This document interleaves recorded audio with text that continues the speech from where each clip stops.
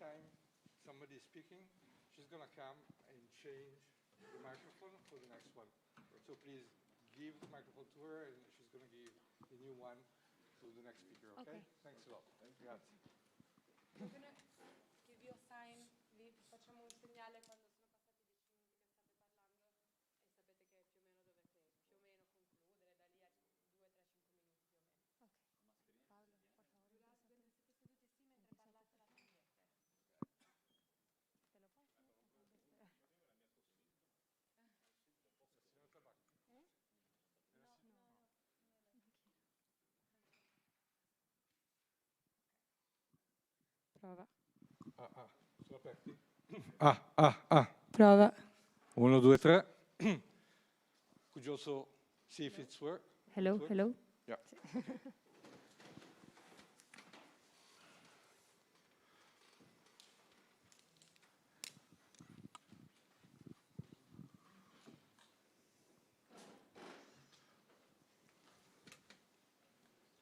Good morning. I'm Emanuele Tessarolo, president of 𝗕𝗲𝗴𝗶𝗴𝗶, the association who's organizing this meeting. I'm very happy you are here today in this very special situation. This is a special moment that Luisa Ausenda wanted to create here in Milan. So I'm proud and happy to introduce to you Luisa Ausenda. Please. Thank you. Thank you and good morning. First thing first, I would like to thank the wonderful team of Milano 𝗕𝗲𝗴𝗶𝗴𝗶 with whom we put this event together in record time. In particular, I would like to thank its founders, Emanuele Tessarolo and Ernesto del Cogliano, as well as the tireless Sara Bologna and Carla Fissardi. Then I'd like to thank the 14 speakers that are here with us today, from the first to the third table, Leonardo Maria De Rossi, Pablo Rodriguez Fraile and Desiree Casoni, Andrea Bonacetto, 𝗏𝗏𝗏, Serena Tabacchi, Pietro Grassano, Alessandro D'Amato, Giuseppe Corsello, Elisa Napoletano, Paola Dubini, Erminia Sciacchitano, Franco Losi, and Domenico Quaranta. Today we're hosting this event within the Society of Encouragement of Arts and Crafts, SIAM, a non-profit organization that has been operating in Milan for over 180 years. SIAM has always had a vocation for technology and innovation, recognizing their impact on the development of arts and crafts. Therefore, it is not a coincidence that we're hosting this event beyond the digital renaissance in this wonderful building. Moreover, we're doing it in the frame of Salone del Mobile, Milano Design Week, a fervent week of arts. In fact, we believe that more events such as this one should be organized, must be produced and to accompany, describe, comment from a critical point of view and showcase the worldwide phenomena that have been taking place recently thanks to the digital media and the new technologies. Today, we wish to tackle these phenomena in the fields of arts and culture with a special regard to the blockchain, AI, art NFTs, digital art platforms, the digital divide, and the community. In fact, not only we believe that we are undergoing a digital renaissance, we claim we are beyond it, and that it's time to put it into words. We are going to start with Leonardo Maria De Rossi. Professor De Rossi is lecturer of Information System at 𝗏 Bocconi School of Management. He is the director of the courses Blockchain and Crypto Assets and Bitcoin and Blockchain Fundamentals at Bocconi University. At 𝗏 Bocconi, he's coordinator of the blockchain research stream at the Digital Enterprise Value and Organization Lab, Devo Lab, and lecturer of Bitcoin and blockchain with various bachelor and master programs. He's program director of the international online program Bocconi Bitcoin and Blockchain Program. In 2020, he received the annual teaching award for innovation for the online course on blockchain. Thank you for being here, Professor De Rossi. Yeah, I'm not that smart in reality. But anyway, thank you so much for inviting me here. And it's always, for us, for a young lecturer like me, it's always a big honor to come in an event like that and present our research insights. So thank you so much. So a couple of weeks ago, Luisa called me And basically, we start talking about NFT, blockchain, crypto asset, and all this wonderful technological world. And we quickly realized that we could have a constructive discourse, a constructive dialogue, just because we had the fundamentals of this technology. So we knew a little bit what we were talking about, right? But another thing that we realized pretty soon is that it's not something that we need to take for granted. It's not something that it's obvious. So it's not obvious that the person from the art sector has this type of core skill. So it's not something that you need to know, right? Because when we talk about NFT, we're actually talking about something which is very complex in its inner technological paradigm. So when I try to think about this presentation, I try to do something which is very counterintuitive. So I did something which is the opposite that all the speakers do in general when do speeches like that. So I erase everything I know about blockchain. I erase everything I know about NFTs and about Bitcoin. And it started from zero. Because it's likely that the person that wants to answer a specific question, which is, are NFTs bubble or are NFTs a revolution? They just started like that, right? So the first thing I did was going to Google and just check what NFTs are. And I started with Wikipedia, of course. And I quickly realized that NFTs are a technology enabled by blockchain. So I clicked the link of blockchain, and I quickly realized that blockchain was enabled by a technology called Bitcoin. So I understood that maybe there is a sort of link between Bitcoin and NFTs, but I didn't know what to expect, right? So the first thing I tried to do, as a researcher, by the way, I tried to find some opinions from experts. So I quickly checked what some experts thought about Bitcoin. And I found a beautiful, I have a presentation in theory. I have a beautiful quote about Christine Lagarde here, who is the president of our European Central Bank, that basically said that Bitcoin is a fraud. That's all.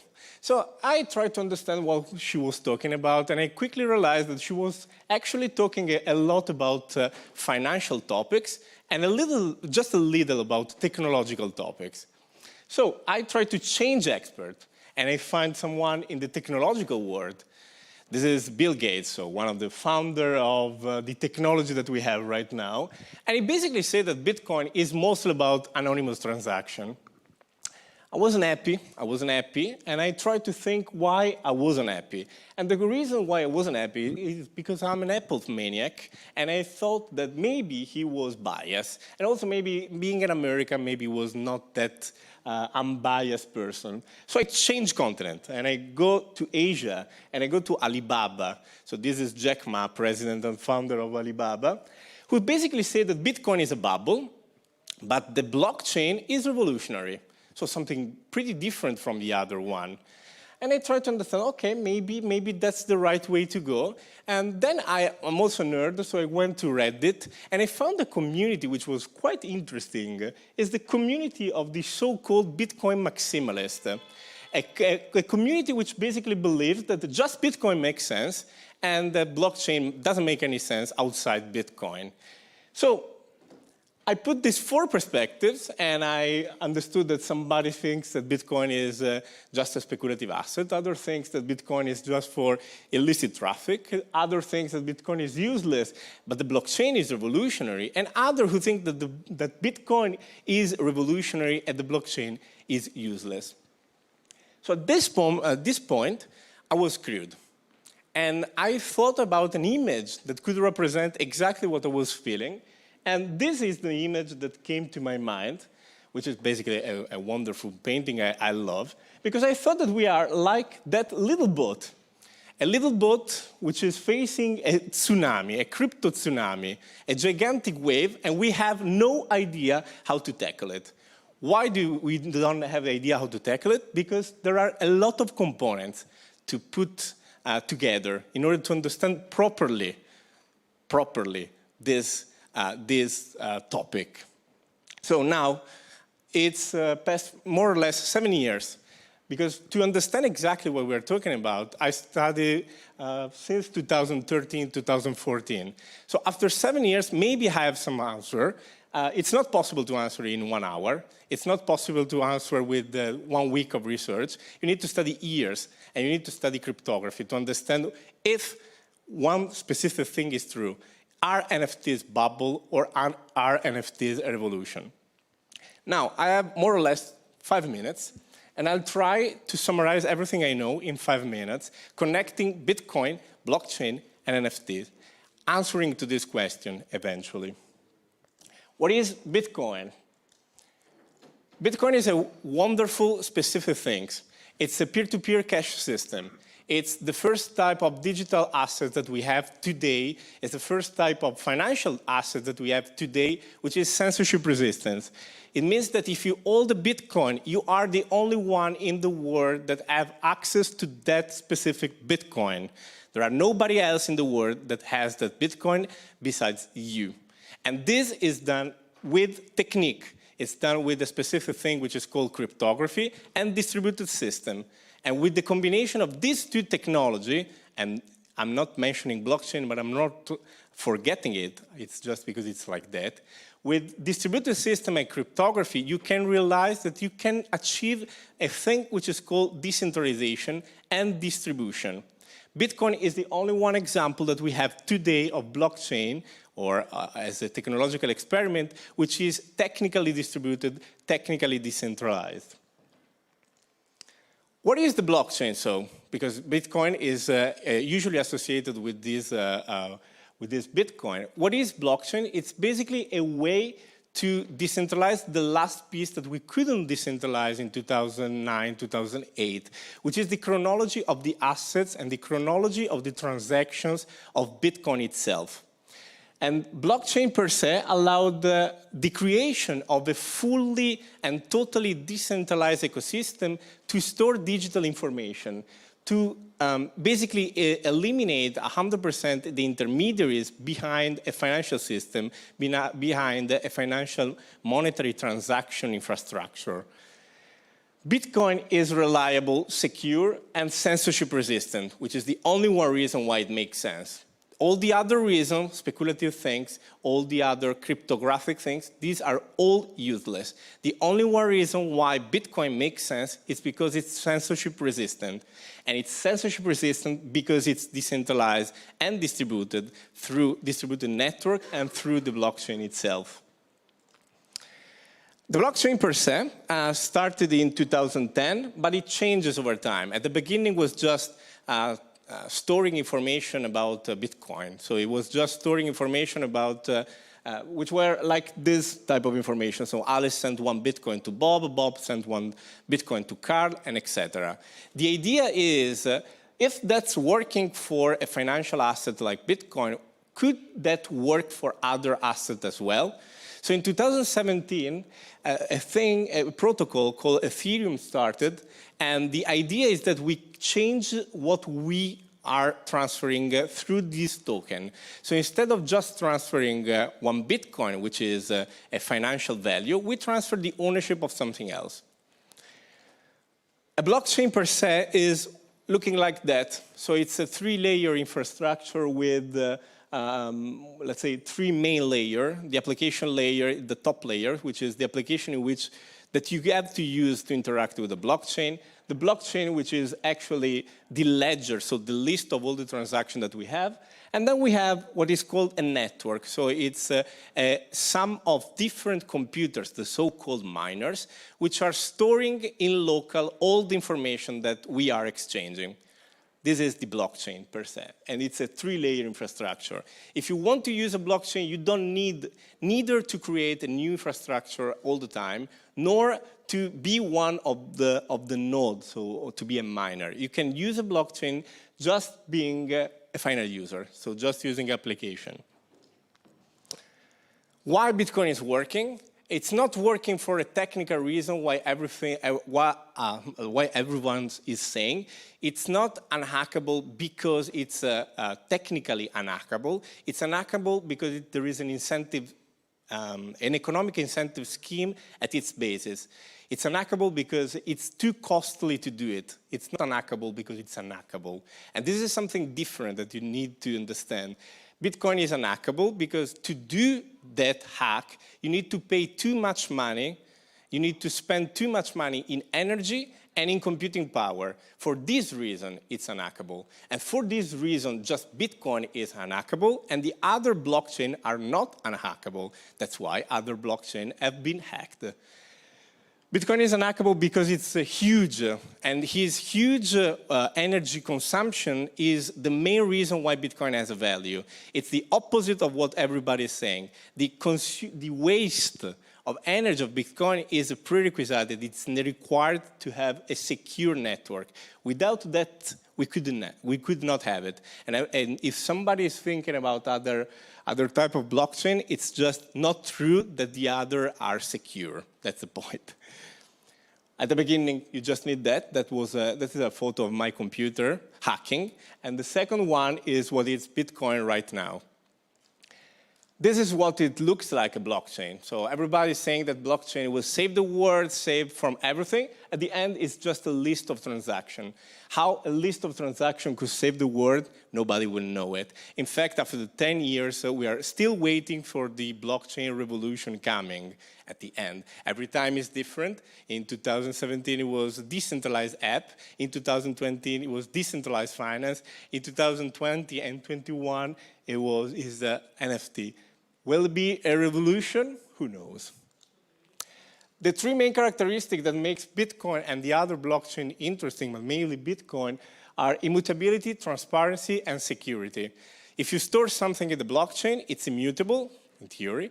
It means that you can't change the data.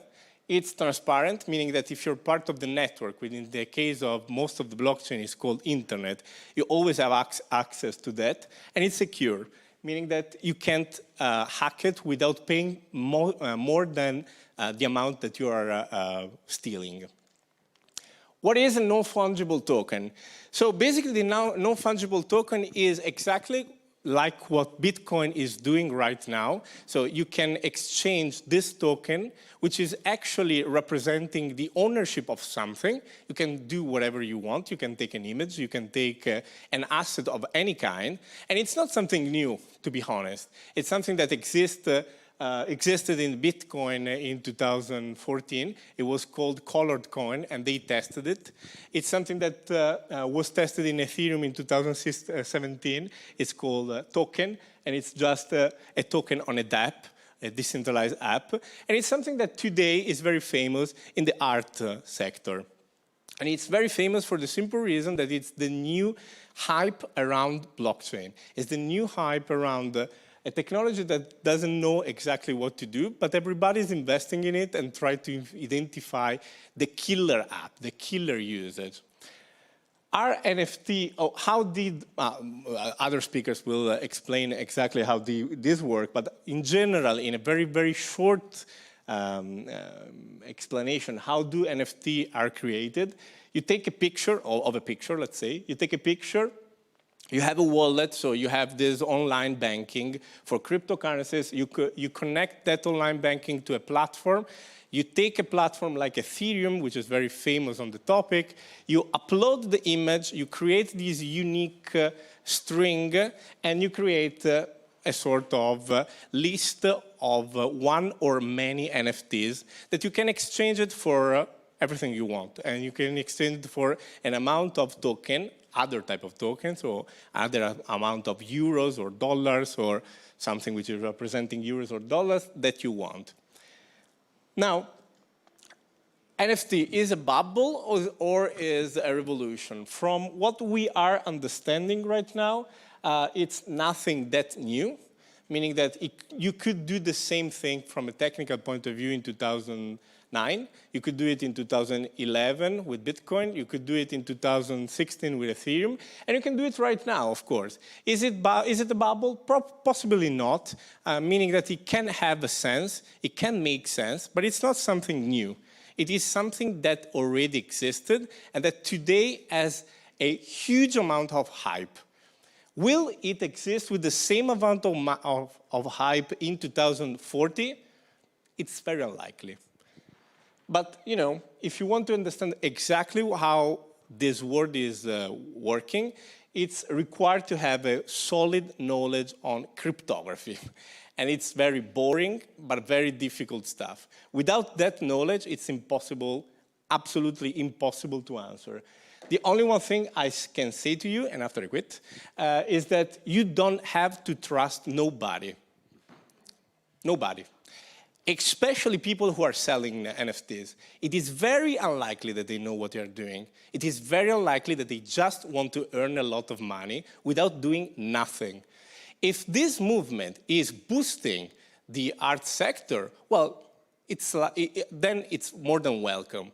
But if this movement is just a way to create speculation and just a way to create a sort of hype because we are wanting to be becoming rich in a couple minutes, that's not good, guys. So don't trust, verify. If you like it, create and buy NFT. But first, study, please. Okay? Thank you so much. Thank you, Professor. Thank you, Professor 𝗕𝗏𝗏, and Serena, you may join us now. Okay, so we're going to start now with our first roundtable and our 5 guests. The roundtable 1 is about digital art practices, exhibiting and collecting. We have with us Desiree Casoni. She's an interior designer and architect in training with a strong background in space planning, computer-aided design, and design expertise. Currently, she works on various projects in interior architecture design, drawings and photography, and branding concept design. With her, we have her husband, Pablo Rodriguez Fraile, a digital art patron. He is founder and CEO of 𝗕𝗲𝘆, a mathematician, an economist, and an investor. He is widely regarded as a key architect of the digital art ecosystem. For the past several years, he has been actively involved in the blockchain space as an early adopter, investor, and advisor to distinguished projects such as Algorand, Hedera, Hashgraph, and Filecoin. He is also one of the largest global virtual land owners across the different projects of the metaverse. The RF collection is generally recognized as the premier digital art collection worldwide. Please, Desiree and Pablo, tell us about RF collection.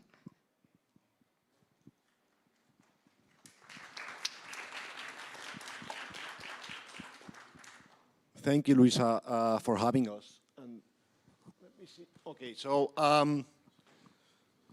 we're going to have a presentation running through the background, but the idea was to tell you a little bit about how this came to be and what, for us, why NFTs are actually not a bubble, where I agree with the majority of things that the professor said, but the reality is that I do think it's secure. I do think that it cannot be hacked, and I do think that it's not all hype. There's certainly a lot of hype component, but it's a true technological advancement that allows us to interact with digital items online in a very secure and decentralized and not having to trust manner. But with that, our journey really started in 2017 with with digital land, with the concept of NFTs in digital land. I'm sure that many here have heard about the concept of the metaverse.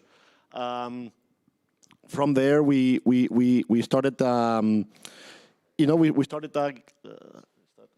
we started getting some digital land, and we realized that we wanted to do something with that. One of the important things about NFTs is that they allow, and people don't realize this, is that they allow interoperability, and they're very they democratize the access to both art and to digital items in general. So there was a moment where we had some sort of land, and we started seeing what was happening in the art ecosystem, and we realized that we could again integrate these art pieces inside the digital realms that 𝗕𝗏𝗏𝗏 was creating, and with that we started building relationships with the artists in the ecosystem, such as Mattia and Andrea, and we started realizing that this technology was actually digital art didn't start with NFTs, but it really sparked an explosion of talent and innovation in the space, and a lot of people really being able to interact with their audience in a secure manner and transact with them for the first time. So it has been extraordinary, again, explosion of talent and innovation in the space, where we've seen some of the artists, I think, that are going to be the symbols of this movement, and I do think that this movement is the most important art movement that we have seen in our generation, because it really opened up the gates to mainstream. I actually think that NFTs, and in particular digital art, are that use case that the blockchain has always been using. Up until now, everything in the blockchain was treated as a financial instrument. It was very technical and just very difficult. A huge barrier to entry for the majority of people to come in. We have realized that with this, we're able to utilize NFTs as a certificate of authenticity, provenance, and history, and it really allows everybody to come into the space and with limited knowledge today, be able to participate in this ecosystem, in this community that is rapidly growing.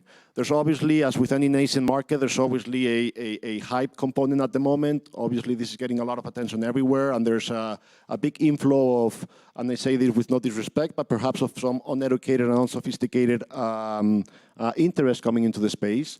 But at the same time, it is true that it's really opening up the gates to everybody. For the first time, I've been discussing about Bitcoin and blockchain in every conversation, every lunch, every dinner for the last several years, and I just get rocks thrown on my face. The reality is that for the first time now, I'm able to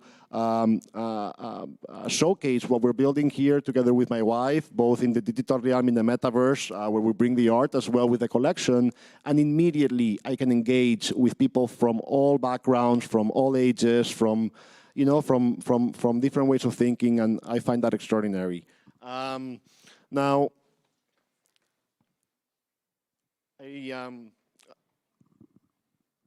I personally think that some of the works that we have been able to collect and some of the artists that we have been able to collect are really pushing the limits of innovation and again really sparking a new movement that is very different to what was before.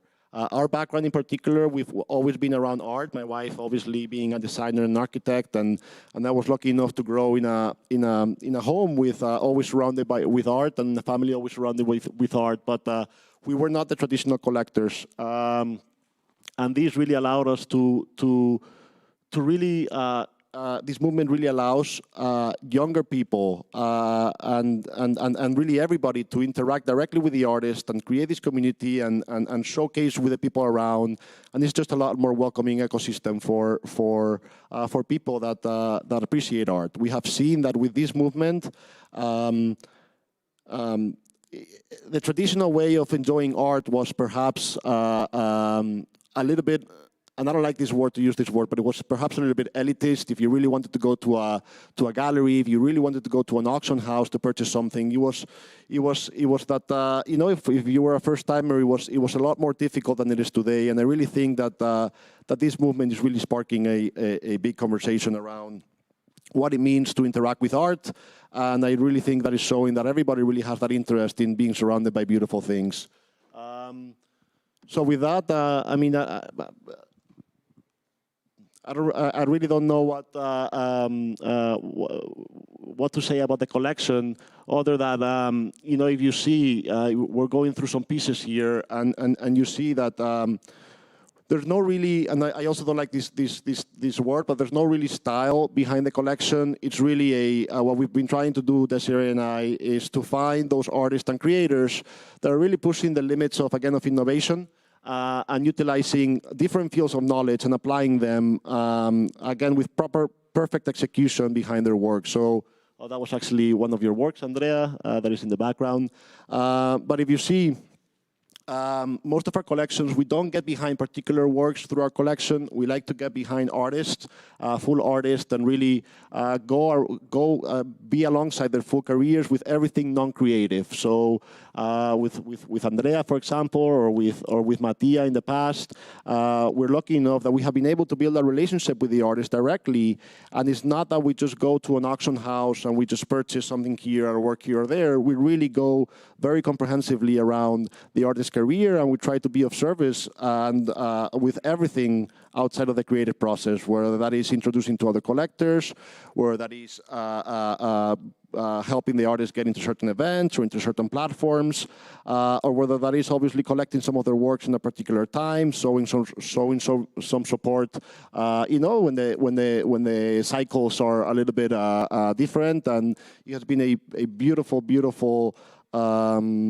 journey for us, where, you know, the most important is not really the assets in the collection, which is great, but it's really that very deep relationship that we have been able to build with the creators of this ecosystem. And I think there's a big difference between the traditional art world and the digital world. Again, we do have, as well in the collection, some of that I think are showing now, some physical pieces that are rather recognizable in the global scale. But they're just a lot less engaging, and they're just a lot less fun than what we have been able to do in the digital realm. Just as a small example, we have our home that is currently, it's somewhat like a gallery place or an exhibition, really. And we really have both art from all domains, from the analog domain, from the digital domain, all interacting. We have both traditional physical works together right next to screens, right next to physical representation of digital objects.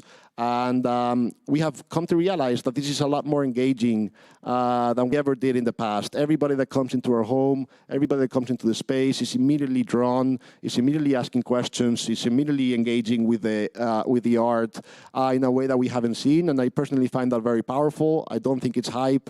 I think it's true engagement, and people really liking what they see here. Now with that, I don't know if you want to add a few words about the architecture and the exhibitions that we do as well. Yes.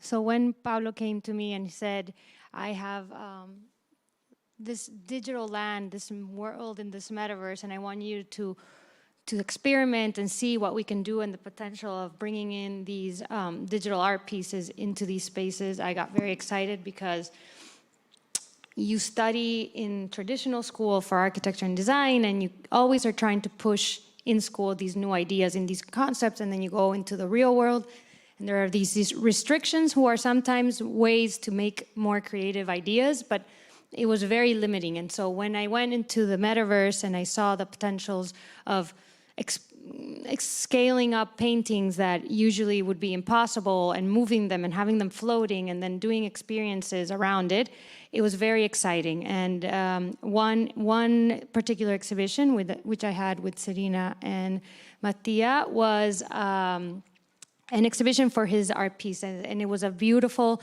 interaction with the artist, getting to know why this piece was so important, and giving him a very custom space to display the art piece that wasn't just a white wall cube idea. It was very immersive. It was a maze that was meant to represent a brain, and it would allow you to walk through this maze, get lost, have like a very small anxiety, which is kind of what some of the paintings were, and some of the art pieces were trying to portray. And then you would finally realize and find a room where you were breathing. So it was one of those examples where I thought this is the future of trying to transcend not only the physical, but also join this digital realm where there's so many more possibilities that you could potentially use, especially with digital art. And that example was actually a big moment for us, because it was the first time that we did let's say a professional approach to a curated space in the metaverse. Both, again, Mattia and Serena did an exceptional job, and we had people from all over the world. We had people visiting. We were all interacting in this common digital space, from people, you were in Italy, I think, Serena, you were in London, we were in Montana in the United States, and literally people from all over the place joining together for an artistic experience, something I had never done and felt before, and that was truly engaging, and I think that was pretty revolutionary and started part of the process of what's happening here. And just in general, again, I welcome everybody to come and join and see what's happening in the space. There's an energy here. There's a community building here. There's an amount of innovation and talent happening in the space that it's very difficult to not get hooked once you see it and once you get engaged. I personally, again, disagree a little bit with what the professor was saying before. I do think that there's other alternatives to change, and these are very secure assets. I feel very comfortable with the assets living on Ethereum and in Algorand, that I'm sure that we're going to talk about that now. But yeah, this is again a revolutionary way for us to interact with digital items. It is immutable. It is a clear certificate of ownership, history, and provenance. And it's just really exciting to see again these artists and creators really utilize the medium in new, powerful, and innovative ways to showcase their creations. And just we're very lucky and happy to be in this position where we are. Again, very, very close to what we believe are the top artists of the moment. Thank you. Thank you very much to Pablo and Desiree, and for showing us some of your wonderful works. We're going to pass the word on to Andrea Bonaceto. Andrea is a blockchain investor and NFT artist. Andrea is a founding partner at Eterna Capital, a leading investment company focused on blockchain technology. As an artist, he's focusing on programmable art and the intersection between visual art, music, and poetry. He also collaborates artistically with Sophia the robot, the most advanced AI humanoid robot in the world. Andrea is a fellow of the Royal Society of Arts, RSA, and has been featured as Forbes Under 30 Italy 2019. Andrea, please, would you tell us about your artistic practice? When and how did you start making digital art? And when did you start making NFTs? Thank you very much, Luisa, for the invitation, and thanks everyone for joining. Perfect, so that's me. We start with self-portrait. So I speak a bit about myself with my portrait in the back that I did, and then we'll talk a bit about my journey in the NFT space. My profile is a bit weird in the sense that I started my journey in the blockchain space several years ago as an investor individually. Then everything pretty much grew pretty organically. So things went pretty well. I started a fund in London with some other friends. We also invested in a few projects together also with Pablo, with like Algorand and then other very interesting like layer one blockchain solutions. Then we launched a second fund, and then the NFT trend came, and I saw it as an opportunity for me to not only being involved on something very innovative from a technological standpoint, but also to be more myself and try to really do what I was doing anyway around writing, drawing, and music in a way that was with a new medium, tackling completely a new crowd. And really didn't expect anything, to be honest. So last year, I really started engaging with people in the space with a very open mind. And that's where I met Pablo, Desiree, Mattia, and other people. And in the end, what I'm very happy about, that on top of doing a lot of projects together, very strong friendships were established, even though it's crazy that we all met physically this summer.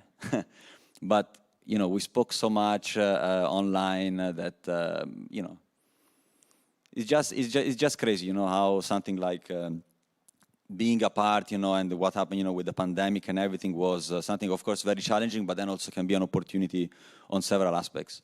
And so basically, I started as well my career, let's say, as an artist in the space. My first project in the NFT space was with this lady here.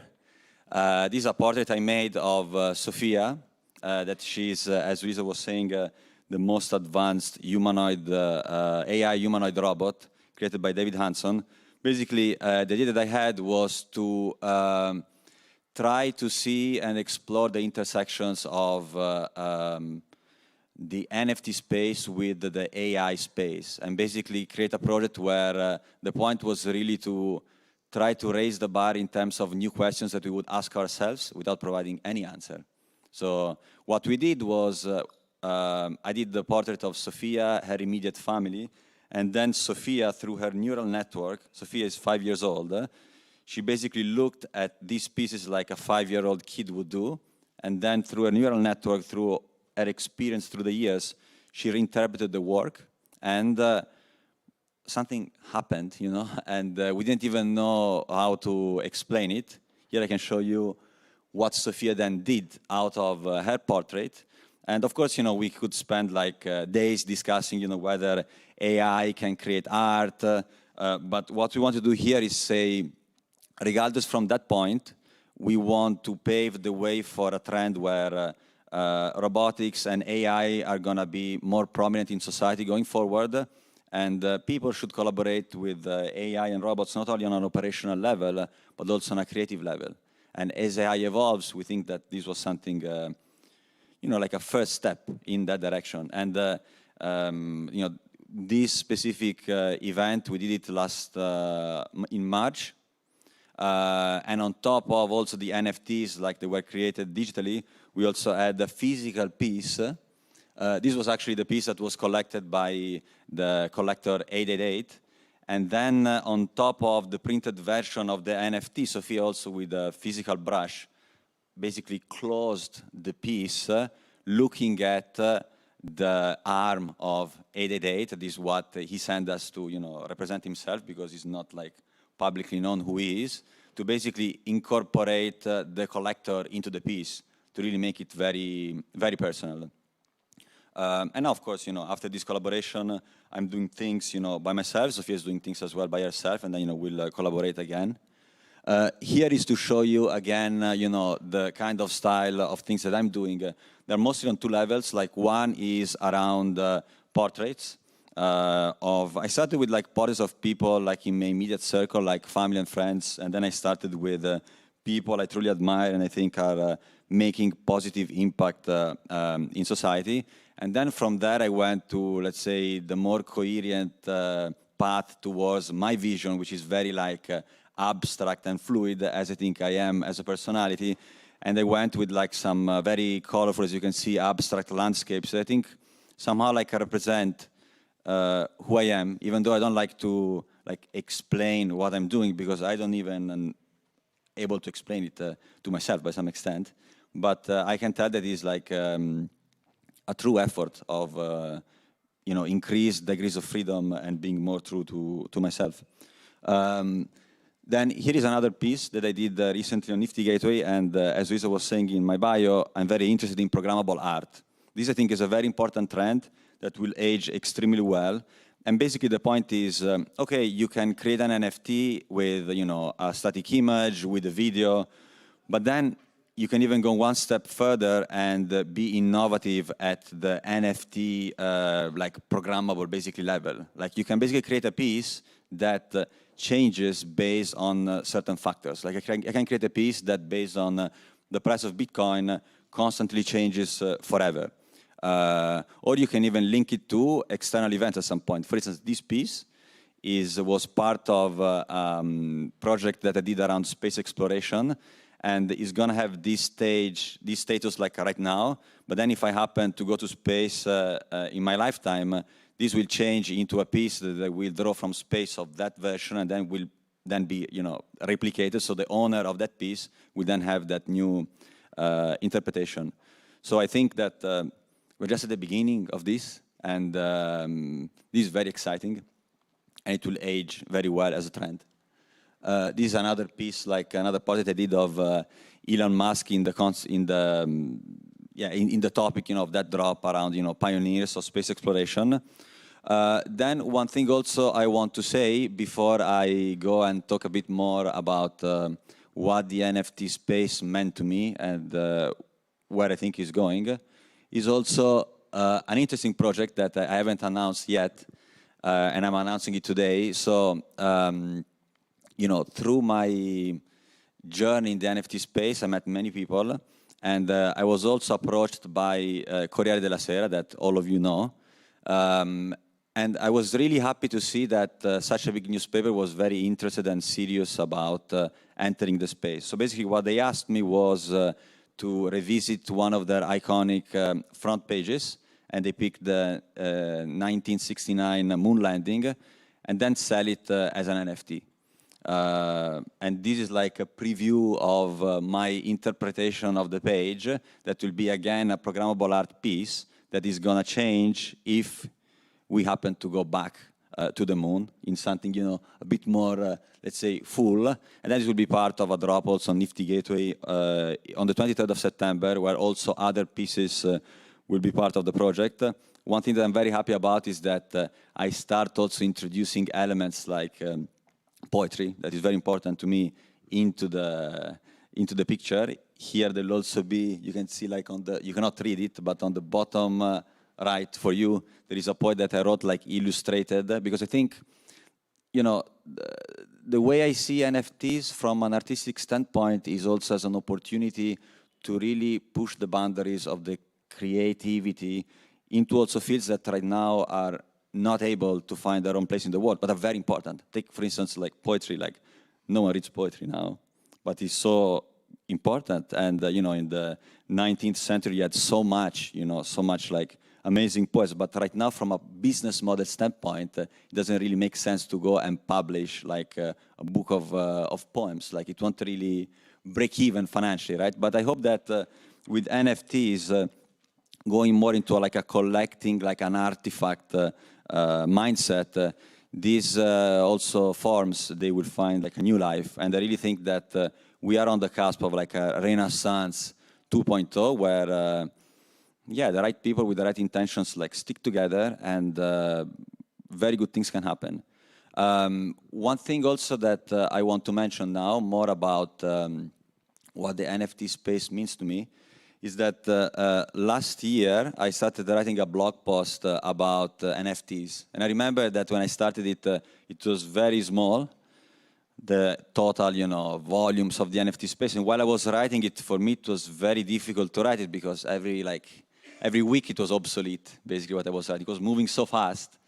But then, you know, the key point is this, is that regardless from the size of the market, the important part is that you have some of the smartest people that I know, that they get it, they come in, and there is an historical opportunity. And that's, to be honest, what mostly interests me.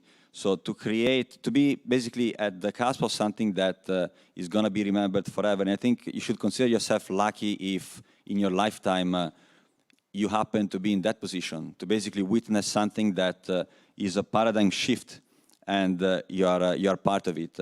And I think that this goes towards what, in my opinion, you can dedicate your life towards, meaning that it goes towards increasing degrees of freedom of people, to make them, you know, more authentic with themselves. And even if you go see at the new generations, like Generation Z, what they really care about, they really care a lot about authenticity, representing themselves for who they are. So I think I'm very critical, you know, whenever I analyze new trends, but I think here, like, all the elements are aligned to ensure that this is, I'm very convinced it is not at all like something that will fade away, but it's just the beginning of something very big that, of course, goes through cycles, as everything goes through cycles. The internet went through cycles, the blockchain went through cycles, and this also will go through cycles.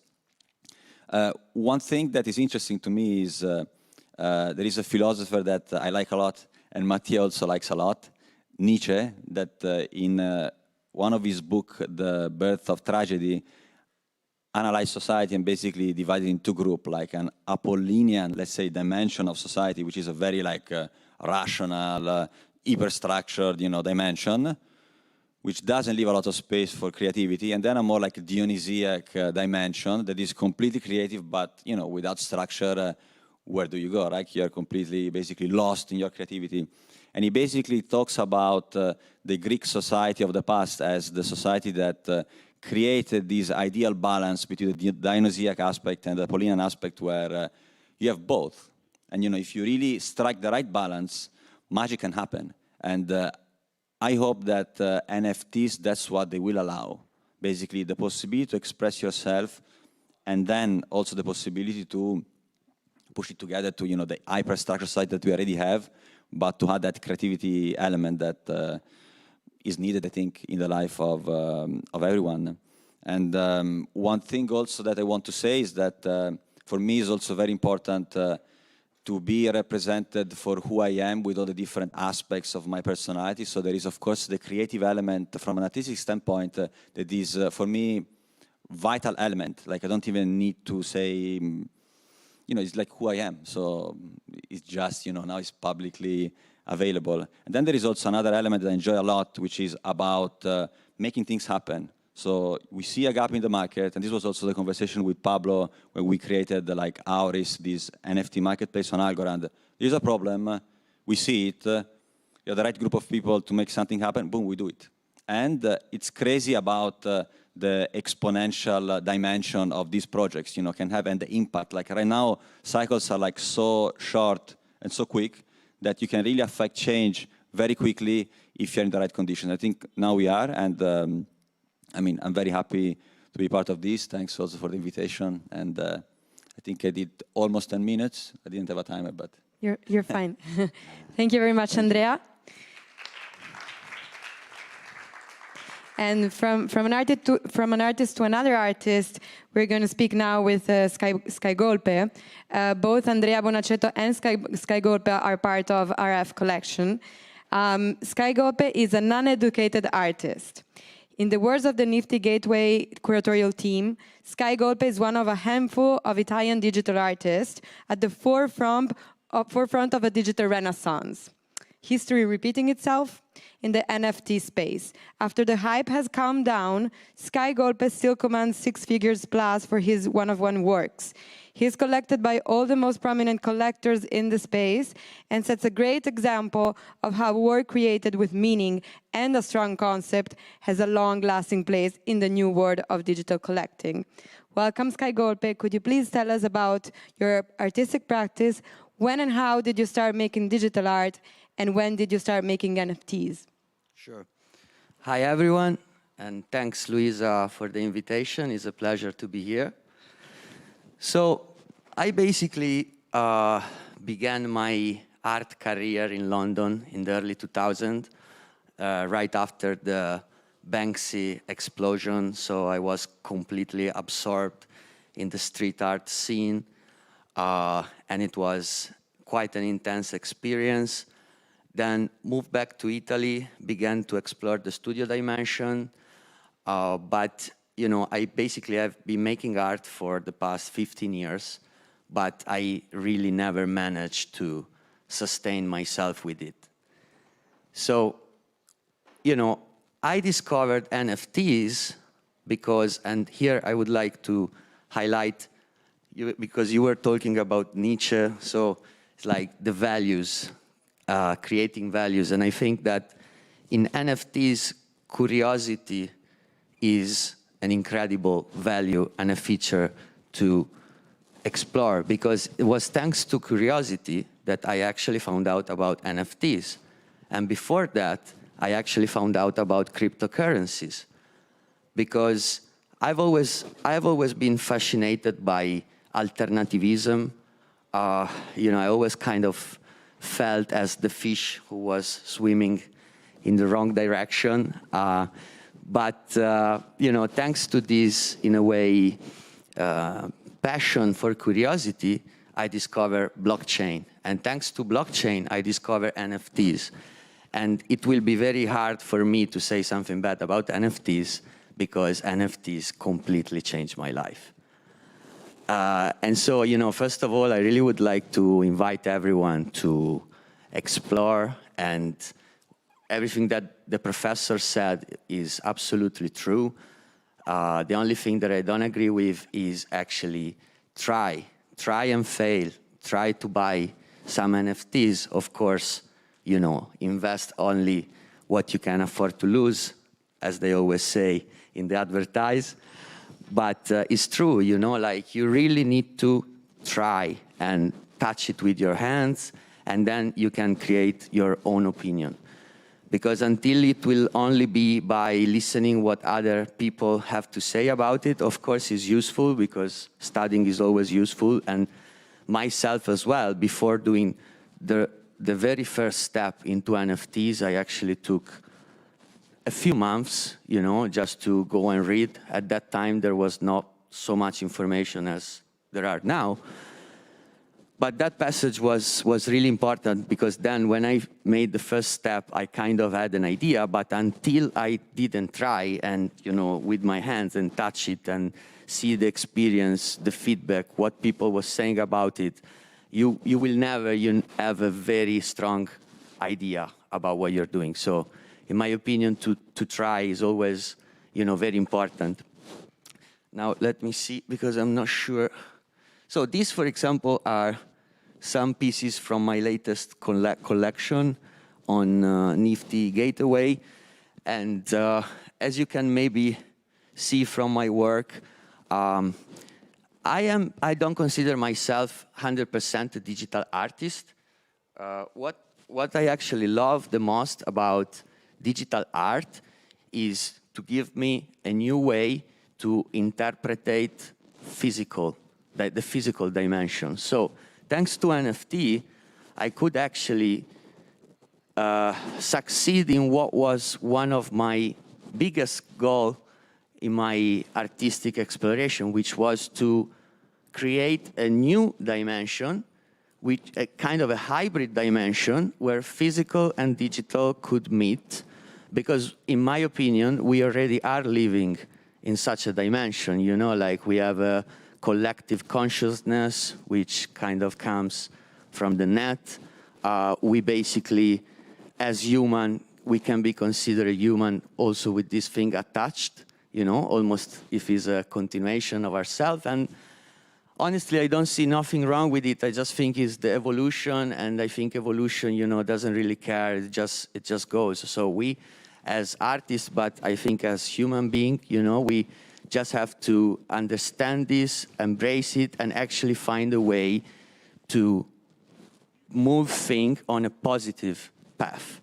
That's why, I actually am an enthusiast of new technologies, because nothing changes, things are just repeated, but every time that there is a new chapter, that's an incredible opportunity to change something and to improve something that was made different in the past.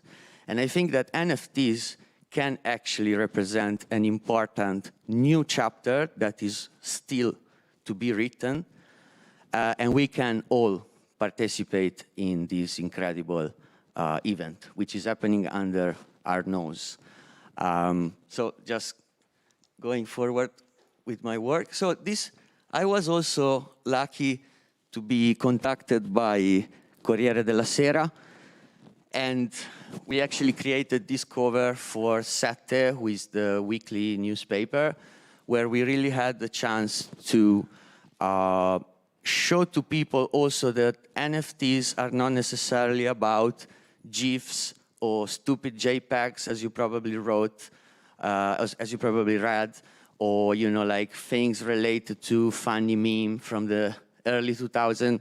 But there is actually a very active artistic movement that is super interested in avant-garde and new techniques, new technologies.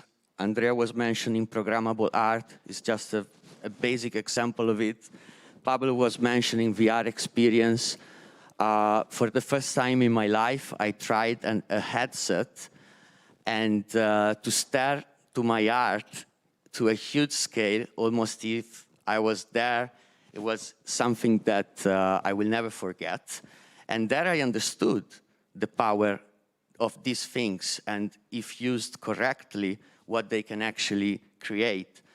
The experience with Daisy was incredible, and with Serena, we managed to bring, for the first time, curation, architecture, art in VR to create this show, which, by the way, I more like it to call it as an experience. And this is just a real brief example of what is possible right now, thanks to these technologies. So let's see. So this is, for example, another piece from my collection. And this, I would just want to look for the video if, let's see. No, okay. Never mind. So let me see if I can go back. So maybe I can leave an image. Yeah, perfect. So So that's how it started for me, you know? It simply started from curiosity, and then it progressed in something that I couldn't expect to such an extent. But what I immediately realized was actually the change of the paradigms of how an artist can approach to a market. For example, Pablo was mentioning a direct contact between artists and collectors. And I actually think this is really special, because if you think about the art market as it has been structured for the last decades, generally there is always a filter in between the artist and the collector. So NFTs in this moment, it's really giving a chance to directly connect with your potential buyers, to the people who can believe in your work and potentially change your life. I think another aspect of NFTs which I really, really love is the perfect scenario for contamination and collaborations between artists. And this is a big difference with the traditional world, with the traditional artwork, because in the traditional artwork, everything is already sectorialized and divided by category. So this doesn't really help contaminations, because artists, they are in a way in competition in their own field, in their own group of art. Whereas under the roof of NFTs, all kind of styles are under the same roof. And of course, this is one of the most stimulating things for an artist, that really genuinely push you to go and look for collaboration and for contamination, because finally it can be seen as a useful exercise. And this is one of the things that I love the most. And another great thing is that the market picks it up in the right way, because it's almost as in music, where when two big artists make a collaborative song, it actually has more value than the single work from the artist, which is something that in the traditional art world doesn't exist, but it generally happens in music. As Andrea was saying, like new media, multimedia, new spaces for individual creation, no more rules, doesn't have to be a picture, doesn't have to be a painting, it can be literally anything, and there is going to be someone at the opposite part of the world that will probably appreciate what you love and what you're doing. And this is another big power of NFT. It's really inspiring people to be subjective, inspiring people to be more free from a creative standpoint. Of course, digital can be, you know, in a way a bit dystopic, and we all experienced this during the pandemic. But at the same time, we also have to think about the state of our society and the way that the business and system has been conducted so far is kind of unsustainable. So we had to slow down, and we had to find new ways, smartest way to work, and to try to waste less things, less resources, less energy. I know there is a bit of spice around the ambiental impact of NFTs, but in reality, I invite everyone to go and read about this in depth, and you will actually realize that a digitalization of the assets in the medium term will actually bring to a reduced emission of basically everything that has been made so far. So again, I totally see, it is also for me a bit in a way a limit, this new digital world, but then there are situations like this one where we can all meet physically, and you know, maybe we will give even more importance, as we did after that we could meet for the first time after a long time, and we kind of understood how precious is the physical contact. So, you know, last thing I would like to say is actually the educational scheme for young artists that NFT is also going to bring. Because we have been raised in a society where art and money was the devil. So basically, you know, like if you are an artist, you cannot be rich, or if you are an artist, you shouldn't think about money, or these kind of things which really characterized our past. But you have to understand that if you want to be an NFT artist, it's not a matter of, you know, if you want to make money or you don't want to make money. It's simply that you will have to create your own wallet, and from the moment that your NFT will be public, it will be exposed to sale. Which, if you think about it, is an incredible evolution, because it removes the need of stress on going and then thinking about the sale part. Of course, there will be artists that will sell and artists that won't sell, because that's only half of the equation. The other equation is promotion, hard work, the way your work, of course.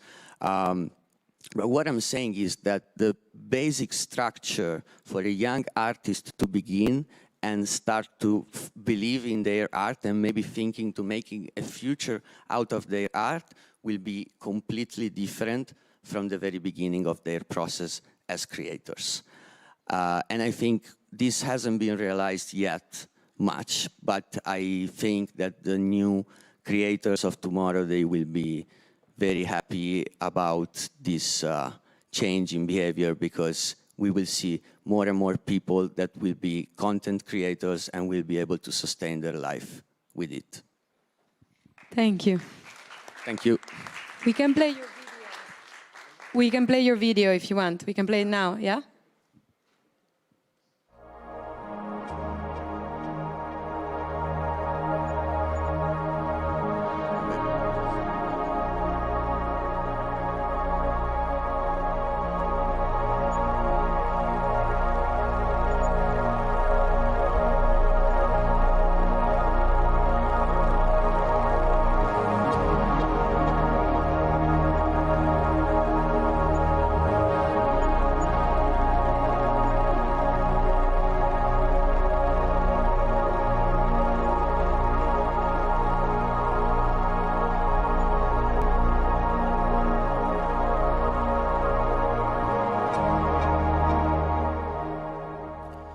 So this was actually a real physical space with real screens in LA.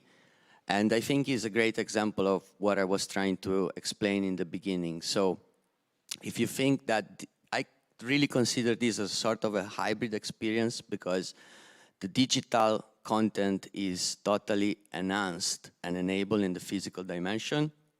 And it is also the right context to, in my opinion, view NFTs and virtual art in the future.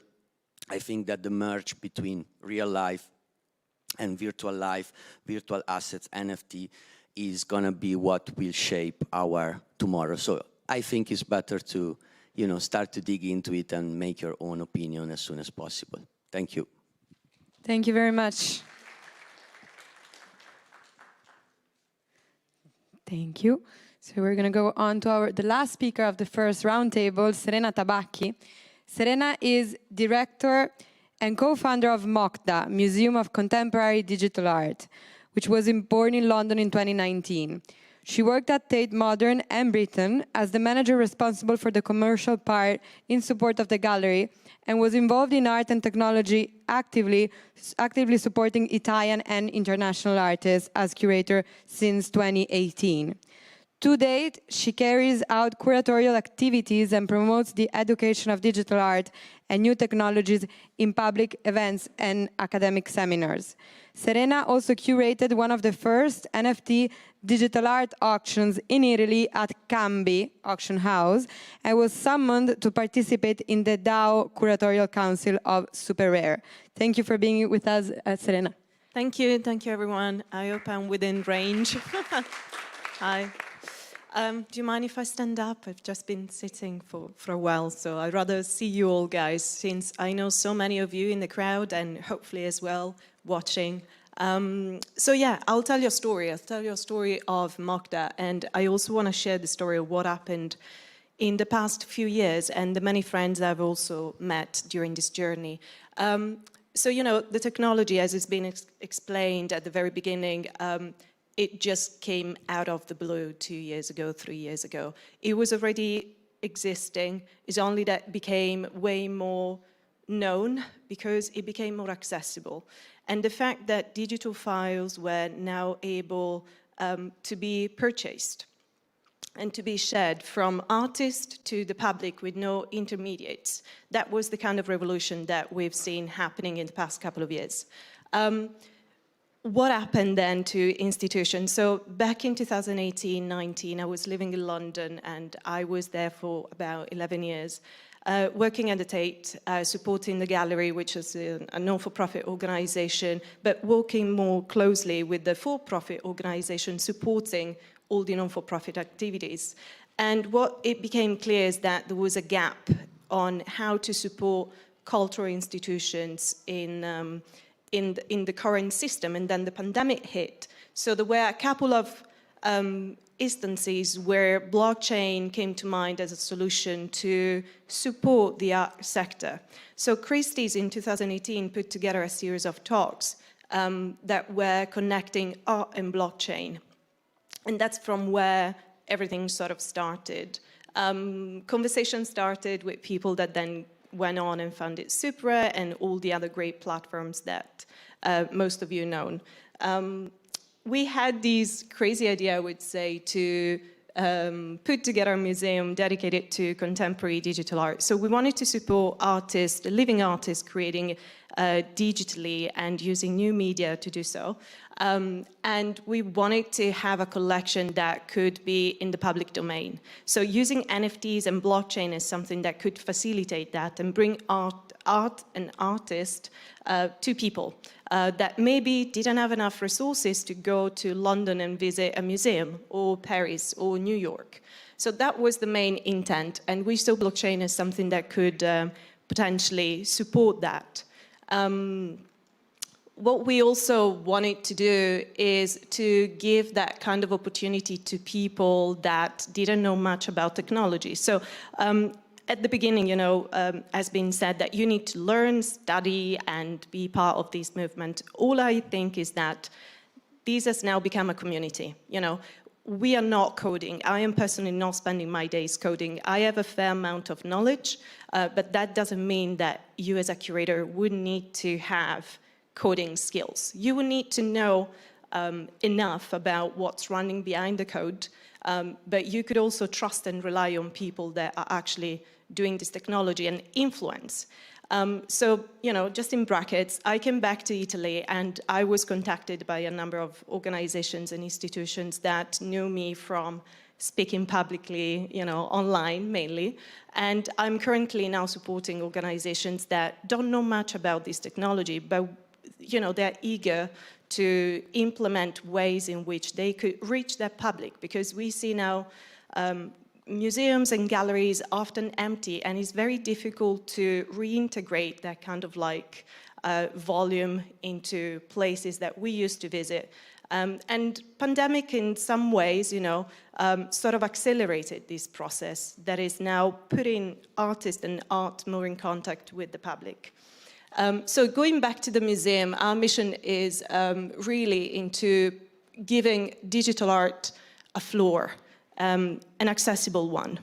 And I see artists also in here. I see Giovanni and, you know, 𝗏𝗏𝗏𝗏 and everyone. We've been in contact, Fabio, throughout these months. You know, we've built relationships that go beyond the fact that NFTs perform well on the market. This is a community, and it's not just about the money that has been going on. Of course, that sort of, you know, put a lot of attention on the media, but I truly think we should be going beyond all of that. Of course, a new market has been triggered, but what really is that that technology is allowing us to provide support for artists. So what we're doing is putting together a permanent art collection that, as I said before, will be available to the public in different metaverses, online and offline, also in physical locations. We'll see where. I will keep you posted on that. But also supporting artists from a more, I would say, curatorial standpoint. So I've been personally working with artists present here in creating contests that could be shared with the public. So often we don't know much about what digital art is, or at least we see an image that appeals to us, but we don't know how it's been created, what the artist's work has been. So what we try to do is really explain that in accessible words, in an engaging way. So creating experiences online and offline where the audience can be brought in and get close to digital art. That's what we did, for example, with 𝗗𝗏𝗴𝗶. And that's where you get to meet artists physically, but also virtually, and interact with the work. And I very much relate to what you were saying earlier on when you stand in front of your work on a massive scale. And, you know, you're simply just shocked by it because you don't get to see that in a museum. You know, it's simply just not possible. So that was interesting to experiment with. And of course, we are looking to run the museum in the future as a DAO, which means we will need to have and build together with you all a new system to find sustainable ways to run organizations from now in the future. So that means we would want and love to integrate the public into what a collection will be like and look like. So what do people actually want to keep as a legacy around digital art for the future? And get everyone part in this process. So what do we do is mainly around education, art event, collaborations with partners, galleries and platforms, but also looking into how to engage with our members and with our audience. So here you see a couple of pictures that have been taken at the Tate. That was our very first IRL event, and you see 𝗵𝗶𝗴𝗶𝗶, who's been, I think, the very first artist that minted on super rare, and generative artist, and very young one. Very talented as well. So yeah. So the elements of innovations, you know, we've briefly touched on smart contracts and blockchain solutions, but I'm sure you can go ahead and dig a bit more into what those terms mean. But essentially, curatorial and DAO is kind of what we are currently focusing on, putting together the collection and creating an artist collective where we're going to be able to support artists more you know, closely. Last but not least, we're also concerned about ethical reasons around the pollution, as Sky was saying earlier on. So I just want to say that, you know, we shouldn't be really scared about blockchain because it's not what pollutes the world, at least the most.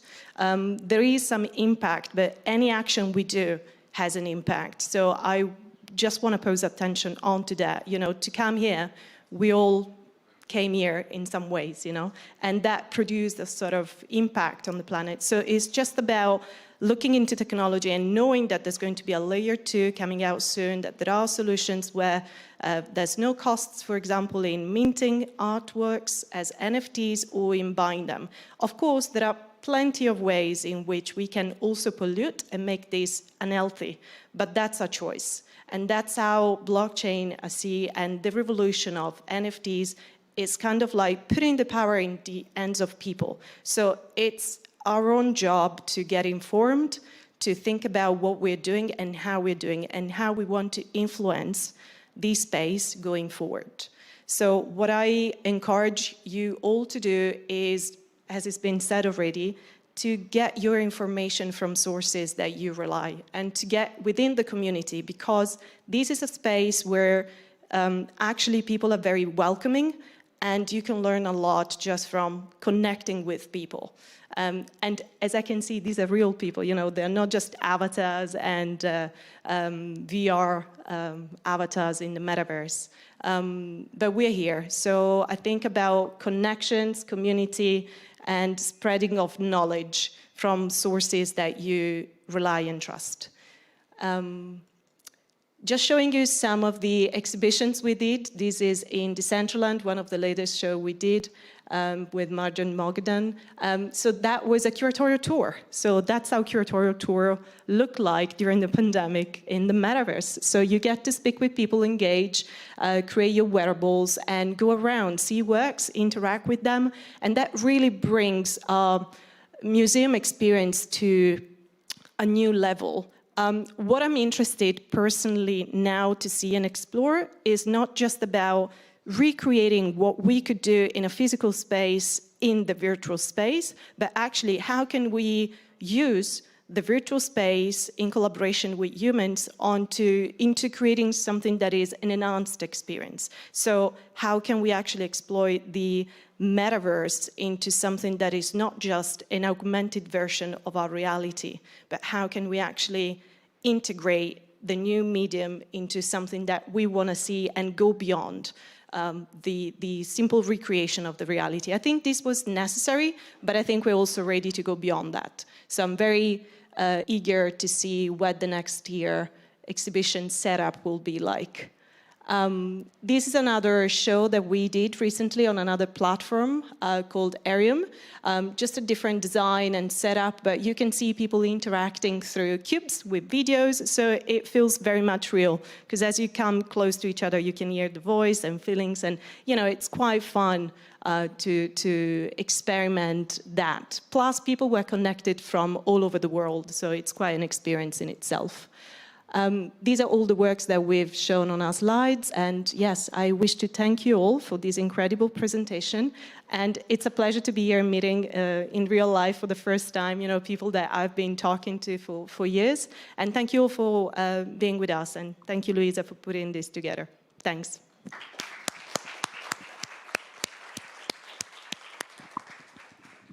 So we are finished with the first roundtable. I wanted to thank again 𝗕𝗲 Cassoni, Pablo Rodriguez Fraile, Andrea Bonacetto, 𝗗𝗏𝗏𝗏 and Serena Tabacchi.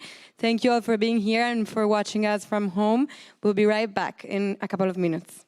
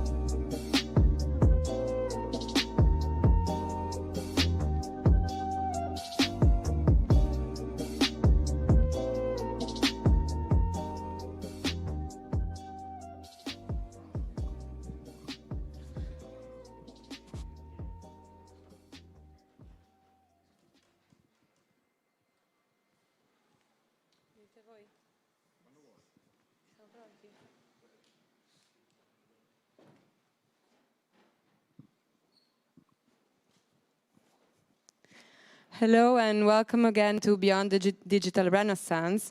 We are here with the second roundtable guest, the second roundtable title being Enterprises and the Blockchain. With us, we have today Pietro Grassano, Pablo Rodriguez Fraile, with whom we already spoke, Andrea Bonacetto and Giuseppe Corsello. Pietro Grassano is Business Solutions Director for Europe at Algorand. From 2002 to 2019 at JP Morgan Asset Management, Pietro was country head for France. Earlier, he was head of sales for Italy and responsible for business in Greece. Before 2002, he held commercial responsibilities at BNP Paribas Asset Management in Milan. He has more than 20 years of experience in asset management. He holds a Master in Economics and Social Sciences DES from Bocconi University in Milan. He's a proud supporter of the Torino Calcio football team. Pietro, what is the blockchain Algorand's purpose? How is it different from other blockchains in general and in the context of art NFTs, trading and exhibiting, and how is it green? Sure. Maybe I can substantiate some of the claims with the slides. Okay, about Algorand. Algorand aims to be a technology for the representation and exchange of value in the digital age. That's essentially the claim of a blockchain, a well-functioning blockchain. Algorand's technology essentially wants to be an evolution compared to the previous layer 1 blockchain protocols existing. 1.0 Bitcoin, no double spending by design. 2.0 Ethereum. On top of it, you have the programmability layer with the smart contract logic. And then, of course, you bump into some specific issues related to the ease of use, the scalability, and so on. What Vitalik Buterin, the founder of Ethereum, mentions as the blockchain trilemma. Our founder, Silvio Micali, Italian of origin, but at MIT since 1983, he's a teacher of computer science. He's the father of many of the primitives of modern cryptography, like zero-knowledge proof, probabilistic encryption, and the verifiable random function that are a technical element that is used in the protocol of Algorand, came with a solution that allows to have scalability together with decentralization, together with the best cryptographic security available.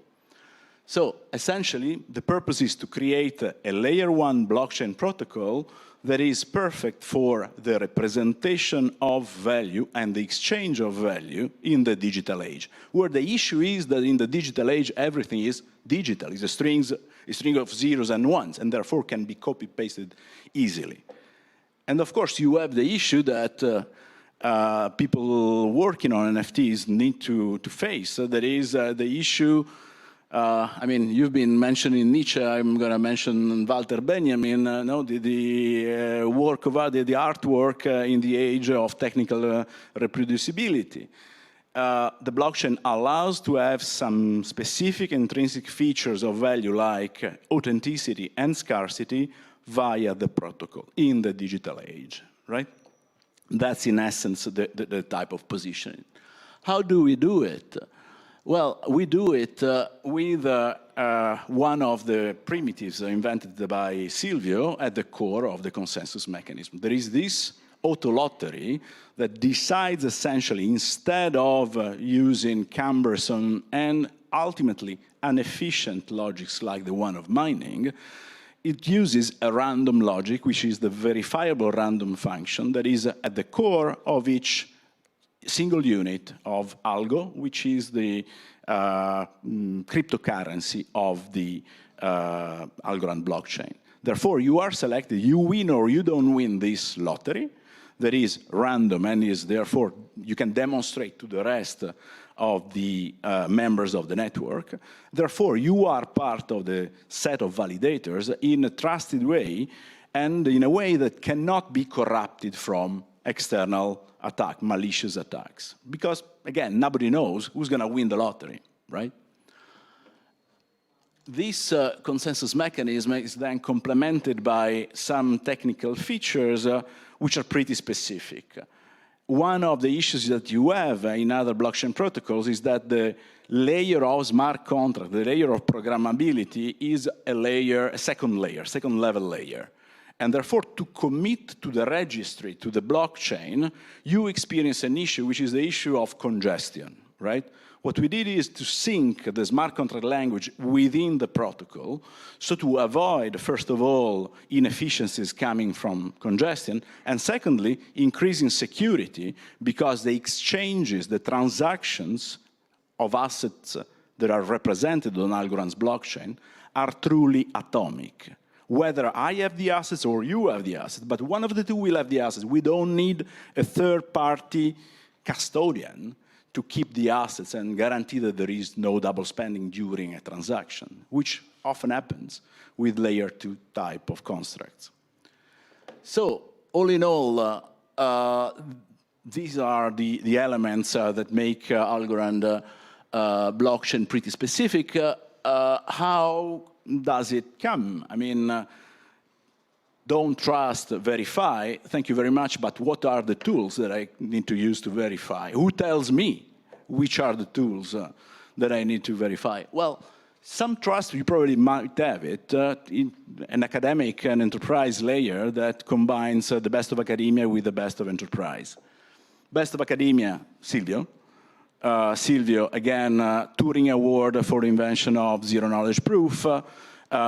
Lots of cryptography, the renowned father of modern cryptography. And then, of course, other people, I'm just going to mention very briefly the head of cryptography in Algorand is Chris Packard. Chris Packard is the father of lattice-based cryptography, which is the most promising field in quantum resilient or post-quantum computing. Not to say that quantum computing is a threat today, but of course, if you are creating an infrastructure as we want to create for the purpose of the exchange of value, and then everybody gives the definition of value that he wants, then you need to be secure that this becomes future-proof. And therefore, you need to start to pose yourself problems that are going to be the problems of the future. I would say probably I can stop here when it comes to the reasoning around Algorand. Apart from the logic of, let's say, environmental impact. Of course, it's a hoax to overstate the environmental impact of Bitcoin, of let's say, proof of work consensus mechanism, because the centralized IT infrastructure is much more polluting than the Bitcoin one. Having said that, well, history is not ended. There is an evolutionary path there is an evolution in terms of efficiency of the various protocols. Because people keep on thinking and use new tools. There is, it's not like in The Name of the Rose, 𝗂𝗏𝗏 saying history has no evolution, it's just a sublime recapitulation. We don't believe that. There is an evolutionary path, and therefore there are protocols that are more efficient than others. As simple as that. And efficiency is an important element. If you are able, with the same level of security, to have a certain amount of transactions per second, you are pretty much saving computational resources compared to other logic. If you are using, at the core of the consensus mechanism, a random type of element, then you probably avoid situations of potential corruption of the validators, because nobody knows who they are going to be. Neither I know if I'm going to be a validator or not, so I cannot be up for corruption. So there is this type of logic. So all in all, the commitment anyway to be sustainable has been reiterated by Algorand with a partnership with a company called Climate Trade. They are an exchange between reforestation projects, decarbonization projects, and companies. They have the airlines Iberia, for instance, they are a Spanish company. Iberia, Acciona, the utility company, Banco Santander. So to represent a marketplace for the offset of carbon credits. And we've been buying from Climate Trade an equivalent amount, actually a little bit more, of carbon offsets, having analyzed a very detailed manner, following their own protocol of analysis of the carbon footprint of Algorand's blockchain. We've been buying more than what we needed to completely offset, not just Algorand's people carbon footprint, but generally speaking, the footprint of the hardware of each of the nodes and the whole infrastructure. And we are committed to keep on doing that. That's it from my side. Great. Thank you so much, Pietro. Thank you. So now we're going to hear again from Pablo Rodriguez-Fraile and Andrea Bonacetto, whom we've already introduced in Roundtable 1. Pablo and Andrea founded and will launch a platform named 𝗂𝗏𝗏. And we would like to hear from Pablo, why was 𝗂𝗏𝗏 born? How is it different from other art NFTs platforms? And why did it choose Algorand as a blockchain? Right, thank you very much, Luisa. And unfortunately, I'm going to be a little bit more critical this time around because it's part of how the process really started. But in the ecosystem, we really have what I say are three main issues at the moment. There's obviously a lot of what I was saying before, that explosion of talent and innovation. But we have three very big issues at the moment that we're trying to solve here. The first of them is the user experience. I mean, if you're not technical today in the blockchain, it's simply pretty difficult to operate. You don't even know how to look. It takes a long time to get the crypto that you want to get. It takes a long time to set up the wallet, and it's just very technical and very difficult for the average user. I think it's a huge barrier to entry and a mistake trying to really make sure that everybody gets educated around the world to interact in this regard when it's something, again, that is slow, it's expensive, it's difficult today, and it needs a solution. The second part, and the very important one, and really why we actually really started to bring artists together, is that there is, we think that there's some of the most important artists of our generation, of this movement, which again, I think is the most important movement of our time, creating and minting some works that are going to be, the most important works very, very soon that you can see, that you can interact with. And a lot more important than any of the top contemporary artists today. And at the same time, minutes later, you have somebody giving a Bitcoin filter with a logo and calling it art. Now, I am I am personally one of my core tenets of life for me, it's the freedom of expression and freedom of showcasing your creativity.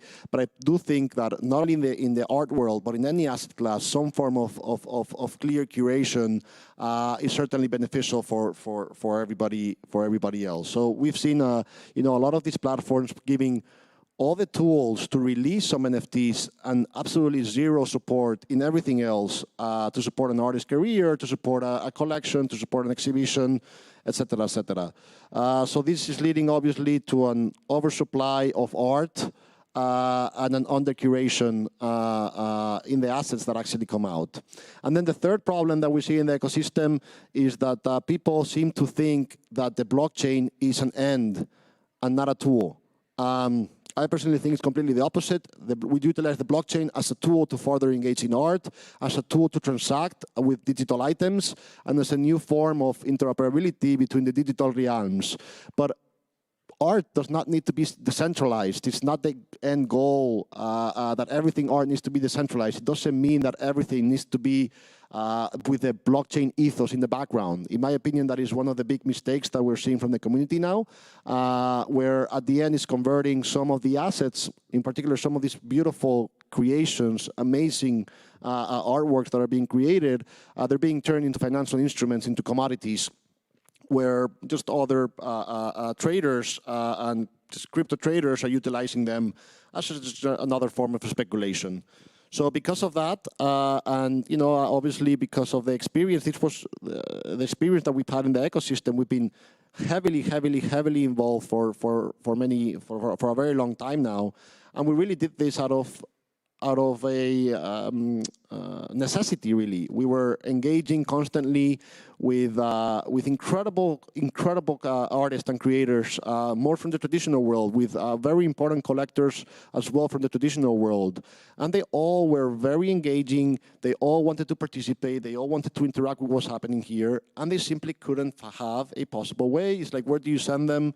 Nifty Gateway is great because the user experience allows them to anybody to create an account in a few seconds, in a couple minutes, and fund it and participate in this beautiful ecosystem that is happening. But they have perhaps an oversupply and a little bit of more a collectible rather than artistic center. And then the other platforms are just too decentralized, too focused on Ethereum, too difficult to use, not curated, and I think with a different focus. I never like to put other projects down, but to give an example of something that has happened, one of the main prominent platforms or marketplaces for the space just recently launched a token for all of their collectors and all of the artists that have participated in the platform.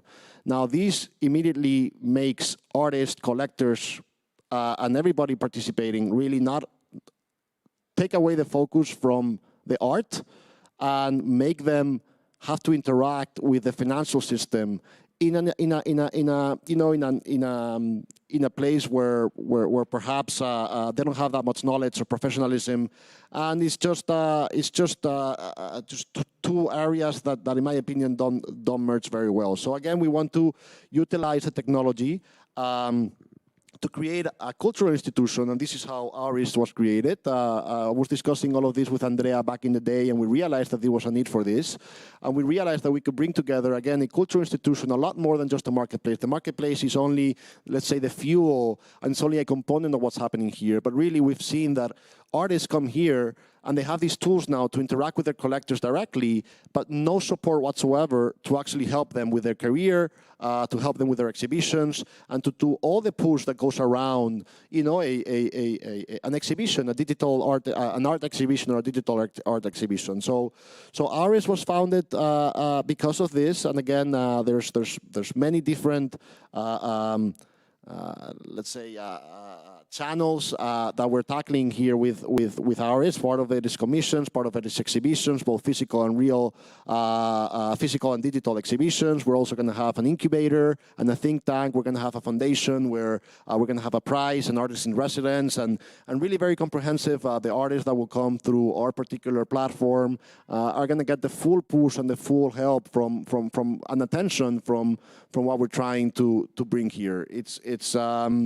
We've also, we think we've partnered up with what we think are the absolute top suppliers across the different fields that we need in the ecosystem. So in Denton's with Legal, in Circle for payment rails, with Climate Trade, as he was saying, for the carbon offsetting, we're automatically purchasing credits with every transaction that happens in their platform, so that we're first carbon negative digital art platform. We've partnered up as well with 𝗵𝗀𝗀𝗶𝘴 for PR, obviously 𝗵𝗀𝗀𝗀𝗀 being the leading PR agency in the world for art-related institutions, behind all the big galleries and museums and art fairs, etc., etc. And just really trying to bring a professional and corporate, let's say a professional and user-friendly approach to the digital art ecosystem. Our motto really is utilize the technology, again, for our benefit, for further immersion, for more integration, and for ease of use, and not the opposite. We're going to make it extraordinarily easy for the user, collector, or anybody that wants to participate. Everything will be priced in US dollars. Everything you'll be able to pay with credit card, debit card, ACH, wire, and as well as with cryptocurrency. And everything really happens point and click. Very simple for the end user. You don't have to have any knowledge of the blockchain. You're assured that the asset is actually held in a very secure, very advanced, very capable blockchain, in this case, 𝗲𝗲. We chose 𝗲𝗲 for many reasons. First of all, I've been interacting with 𝗲𝗲 since inception, really, and I'm not only 𝗲𝗲 but many other projects in the space as an investor, as an advisor, and the level of execution of everything around 𝗲𝗲 is just a level above all else. They're extraordinary professional. The individuals that are part of the team, they're the top of the game, the top of the list at whatever they do. They have a very clear focus and approach to trying to reach out to really be the solution for the more institutional players, and they have an incredible amount, an incredible network of partners and institutions that are really helping this protocol move forward. It's also extraordinarily, 𝗲𝗲 is extraordinarily capable. It's very, very fast. It's very cheap transaction, pretty much fractions of a cent for transactions, and it's pretty green. Again, together with the climate trade agreement that we have, I thought that combination was pretty strong, and yeah, this is really the main reason why we chose 𝗲𝗲, and we're very happy that we have done so, because again, the level of professionalism, engagement, and the way that the blockchain operates is fantastic. And the last point, it's one of the issues that nobody's really talking about with Ethereum or with other blockchains, particularly. With other blockchains, is the problem of forking. This is a massive situation with NFTs. I don't want to get too technical about the blockchain, but certain blockchains can actually go through a process which is called forking, where really two chains with the same previous let's say immutable information go their own way. So what really happens is that you not split an asset, you really have the same asset living in two chains, and with one-of-one digital high-end digital art, this can be a very big problem in the future. 𝗲𝗲 is forkless, it's immune to forks, and therefore you can be sure that whatever asset you put in the blockchain is going to stay there forever, and it's going to remain a single one-of-one asset. So those are the main reasons. With that, maybe Andrea, you want to complement a bit. Thank you very much, Pablo. Actually, I wanted to hear from Andrea on Andrea, what do you foresee will happen to our NFTs ecosystem once 𝗲𝗲 is launched and has established, hopefully, itself as a platform? What is, to you, the meta objective that a digital enterprise like yours should aim at? So, as Pablo was saying, we tried really to start with the right first foot, okay? So the first step was we chose a platform that we think, will basically stick around a very long term. Will be like one of the most transformative companies, in the world. Like you're at the beginning now, where you are seeing the rise of the Google, the Amazon, the Facebook in the blockchain space, and they're just starting out. So it's very exciting. So I think this was the first decision that was very important. And then I want to do also, a small digression on that, meaning that a crucial point about the long-term success of the platform. And this is also linked to something that the professor also from Bocconi mentioned about Bitcoin, you know, the way Bitcoin works and the fact that because basically, you know, is too big and like people in order to, why would they attack it, you know, like there is no economic incentive, right, to attack it because everyone will lose money. But in reality, we do live in a society where this happens all the time. Like, look at, you know, there are terrorist attacks, like there are people that they are crazy and they do things that they harm other people without any real, you know, rationality, but they just do it. So I think the point is, if you really want to be relevant in the long term, you need to ensure that you really start with the right first foot, and then, you know, you have a chance of being successful. Because the way, and I don't want to be too technical here, but I think it's important for everyone to understand this point. So let's assume that we are a blockchain, okay? All of us, we are a blockchain. All the different people are the different players of the blockchain. In the end, it's very simple. The blockchain is just about how we all talk to each other and agree on the next, you know, transaction that goes into the blockchain, okay? Bitcoin will tell you, okay, computing power is the king. So I see she has a laptop, okay? So she will be the one that has more power in the chain. So if I want to destroy the Bitcoin network, it's true that it's gonna be like against my interest, right? But then let's think about now, you know, Jeff Bezos enters from that door and he's like, you know what, I really hate Bitcoin, you know? I want to shut it down. Yes, I mean, is of course something that is by far way more secure than all the centralized database and institutions that we have right now, but still, it's possible, right? Because I know the rule that people use, you know, to agree, and I know basically who has more or less computing power. Then another system, that is the one used by Ethereum, is called proof of stake. That basically means, okay, who is the richest people in this room? Okay, you have more weight than the other people when deciding on the next transactions to get into the blockchain. Again, even here, there are some issues. And then Algorand is using a system that basically is what, you know, Pietro was mentioning, is like a randomized system. It's like saying, okay, among all the people here, I don't care how much money you have, it's just for me enough that you have like €1, let's do a lottery, okay? Who wins the lottery is the one that can put a transaction through the blockchain. So if I'm someone that wants to destroy that network, the moment that I know who I should attack, it's already too late. Because the message is already like spread. It's like trying to stop a message from WikiLeaks, you know, that already leaked in the internet. And I remember Silvio Michali, so the founder of Algorand, coming to London in an event that we organized for them like a couple of years ago, and really mentioning this, you know, starting from the point that the fact that things are like the economic incentives for shutting something down are not there. So basically, it costs a lot of money. It doesn't mean that that thing is secure. So I think this is a first element. Very important to make the right first step, and I think we made it, and I think there'll be a lot of interoperability among all the different blockchains, so we'll just have an oligopoly of high-performance blockchains that work very well, and NFTs will just, you know, move around everywhere seamlessly.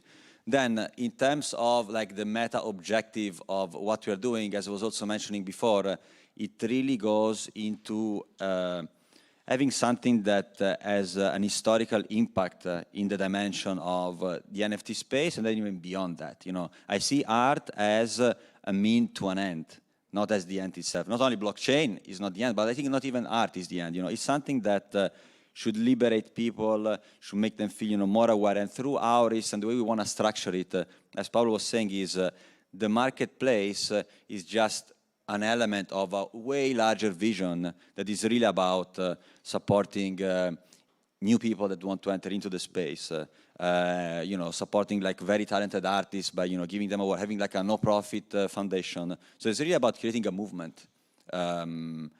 And I think it's just a beginning in the end. And we don't even realize how big and influential these things can become.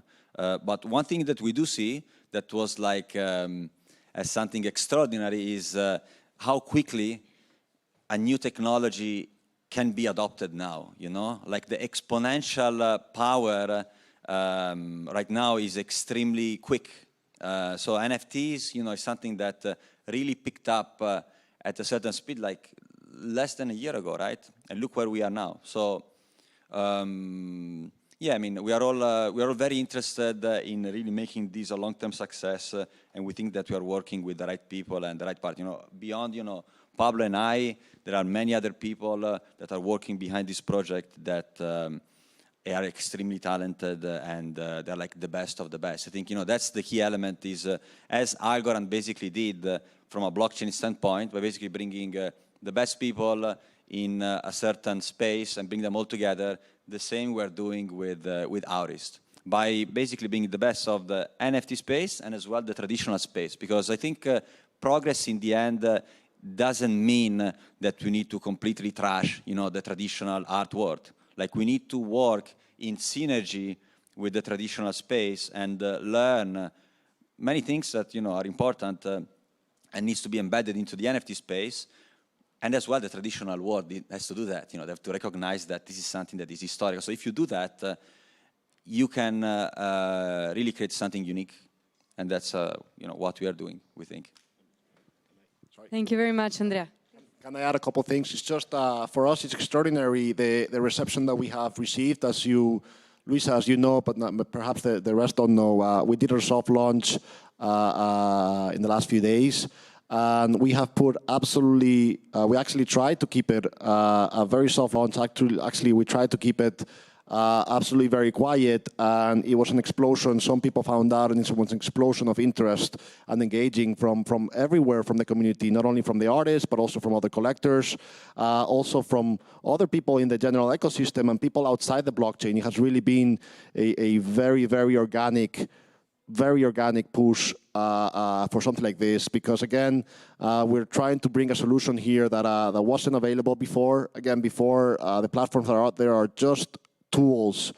They just have the tools for artists to just release what they want to release, but this is something that has been asked for by all of the artists and creators that we speak with, and again, the reception from that side has been extraordinary. So we're very, very happy with that, and we think that hopefully we can become the place for that, you know, the more professional, high-end, well-curated, user-friendly digital art platform, and a liaison with the traditional world.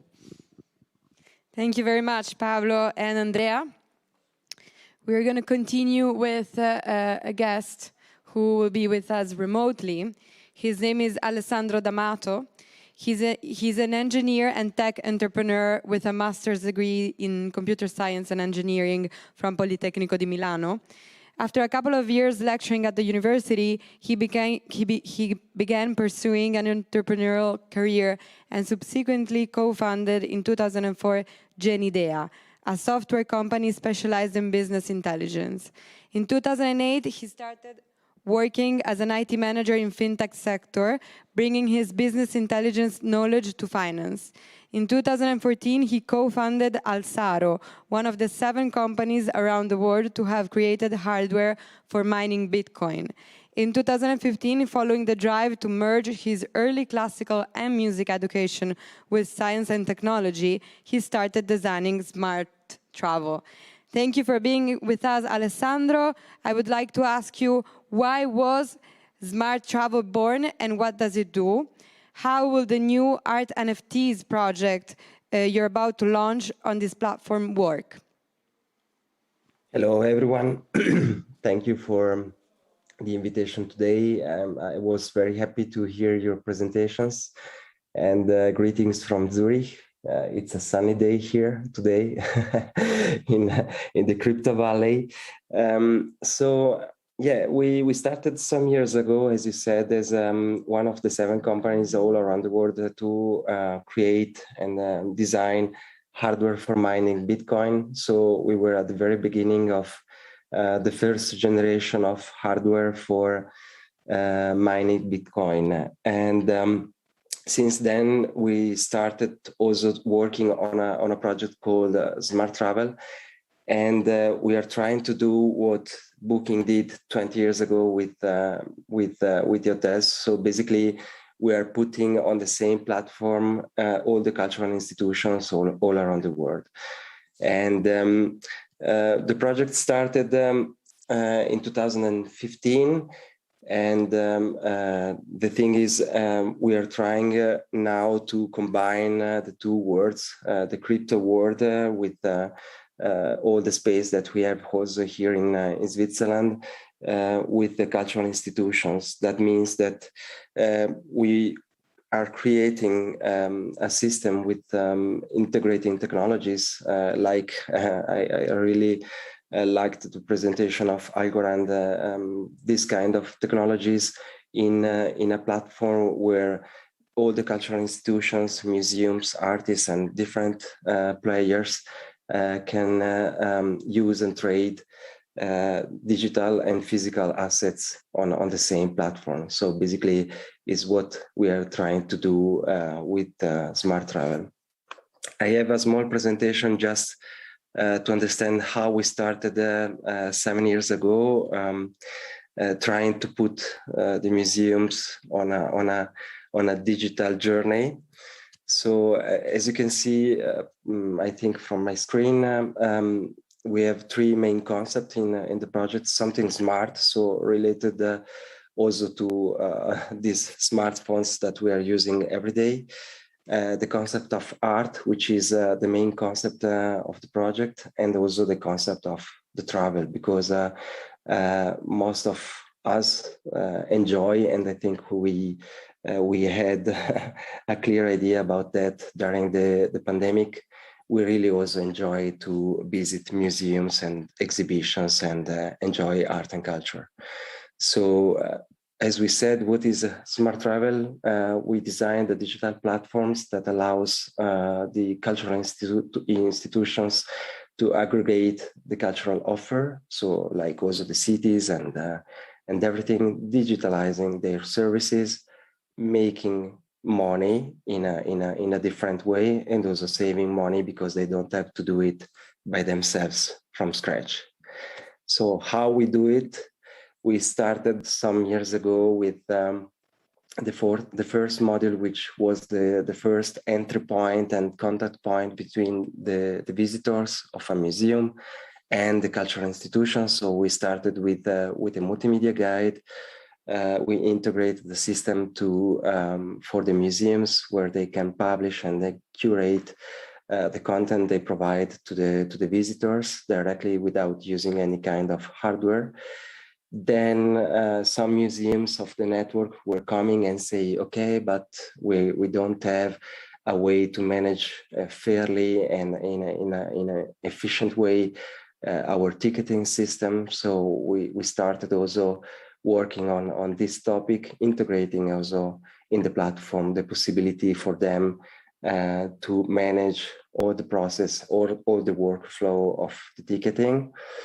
Then we worked with the Polytechnic of Milan for developing all the BI related to statistics coming from visitors, collected also from, it was an interesting project, European project, also collected from social media before all the storm of Cambridge Analytica came.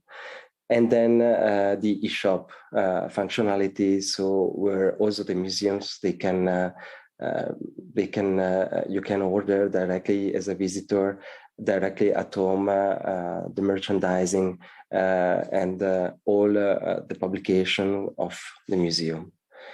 So basically, the ticketing, it's really effective. So you have the possibility, the museums has the possibility to manage the ticket sales, the reservations, and also create offers for tour operators directly from the platform. We are working on this also module to put and to integrate it also with blockchain technology, because also for the aftermarket and everything, it's a use case that we already designed in the last months. For the multimedia guides, basically the museums, they can provide directly official content And this is very important in this period of fake news. Official content provided by the curator directly to the public on their phones. With the statistics, they have all the possibility to analyze, also for small and medium museums, to analyze their visitors and their public to better understand what are their also needs and to stay closer to the public. And with the eShop, we started in the first phase to digitalize and integrate the different the different products they have in the bookshop. And it's very interesting that we are also starting with phase 2, integrating local products of excellence, as 𝐼COM was proposing in the last meeting in Kyoto, also for the cultural institution to be part of the storytelling about traditions and local product of excellence worldwide. So we kept this message from 𝐼COM, and we were starting collaborating with local small companies of products of excellence in different cities like Naples, in Italy, or in Switzerland, with other different cities, and it's really beautiful to see that there is this kind of collaboration between the cultural institutions and also local manufacturers, and to keep our traditions live, and to keep what makes beautiful also in the territory or in a local history, and make them resilient against the pressure of globalization. So I won't bother you with the benefits and the stuff related to the project.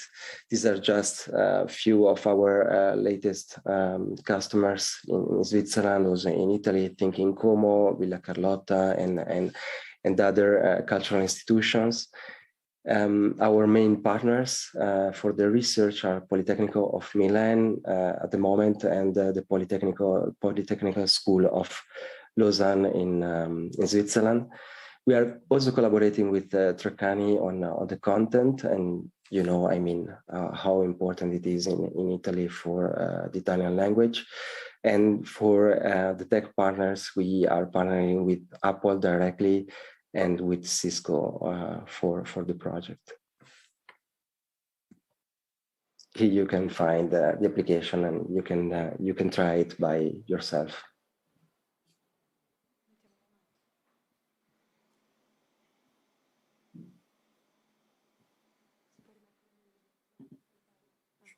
Okay, well, thank you very much, Alessandro. Thank you for being with us. We'll continue with the second roundtable with Giuseppe Corsello. Giuseppe is Vice President of Revenue and Growth at 𝗂𝐿𝐹y, and is leading the business development of this company's fintech products. Before joining 𝗂𝐿𝐹y, he worked for over 3 years as a consultant in Oliver Wyman, where he had multiple experiences in the financial services industry, particularly supporting large European banks in their digital transformation. Giuseppe, we would like to know, why was 𝗂𝐿𝐹y born and what does it do? What product is 𝗂𝐿𝐹y developing in the art context? Yes, thank you. Basically, 𝗂𝐿𝐹y was founded in 2018 in Genova, and where our main focus was artificial intelligence. And our goal is to use artificial intelligence to exploit the information behind the images, and then develop business applications across industries.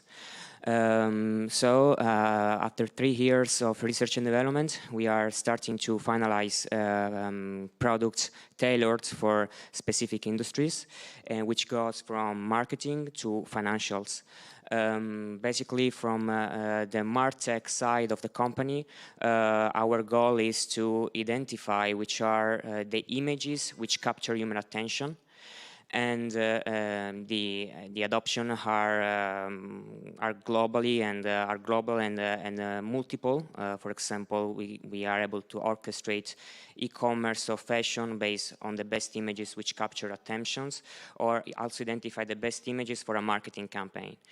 From the financial part, our goal is to ask which is the math behind an image, what kind of information we can extrapolate from an image, and based on this, having this information, this innovative information to estimate current value of illiquid assets and project future trajectories. At the moment, the business application we found for these financial products are related to real estate and art. And the goal is to, for example, in real estate, we identify, we use traditional and innovative data to predict the current value of in residential real estate, while in art, the goal is to estimate the current value of paintings and estimate future trajectories that will help then art investors in identify the best investment in art. Of course, the application can be many. For example, we are also developing products for the insurance industry, where we can estimate with a scientific and data-driven approach the current value of an art, and then having this tool offered to insurance for having pricing tools for their premiums. And of course, in art, our main targets are banks, where they can offer then our solution to high net worth individuals for investment purposes. Of course, our ultimate goal is to give transparency to a sector where to give transparency and digitalize the customer journey, so to able to attract more investment opportunities and to attract more people interested in the art context and in the art market. Now, I would like to show you a video on our art product, which is called Nayada, and is addressing basically the problem of give transparency to the art investment. And then I will comment further on this.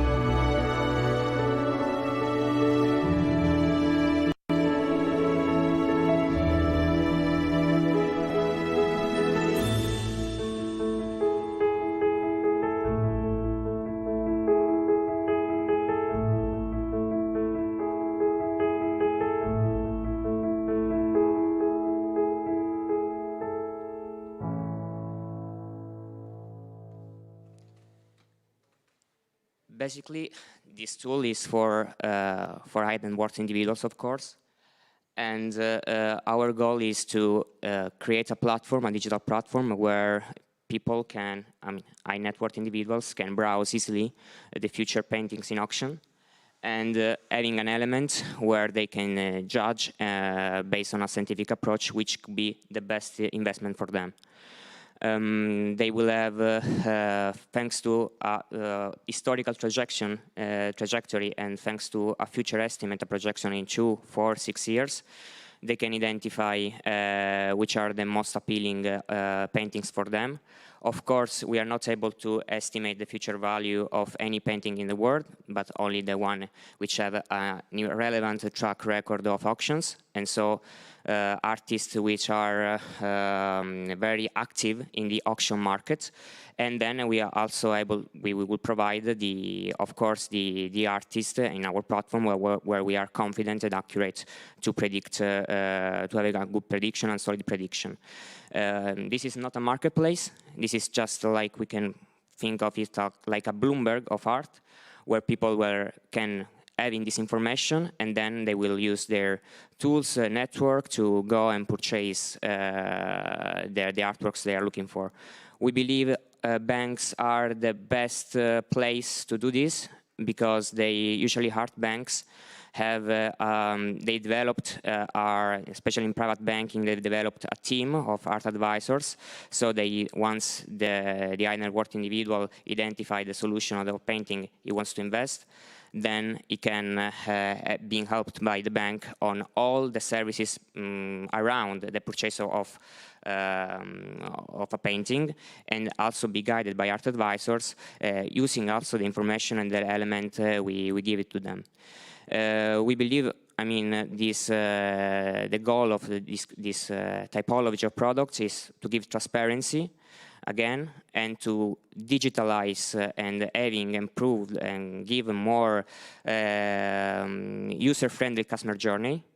We believe this will attract new investors, will able to gain attention from especially millennials, and this will eventually create positive impact in all the art market, because of course more investments, then the market and all the art market will be more transparent as all financial products.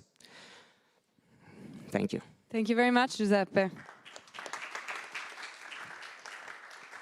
Thank you again for being with us. We're finished with table 2. We'll be back in 10 minutes with table 3 about economic development in arts and culture through the new technologies. Thank you.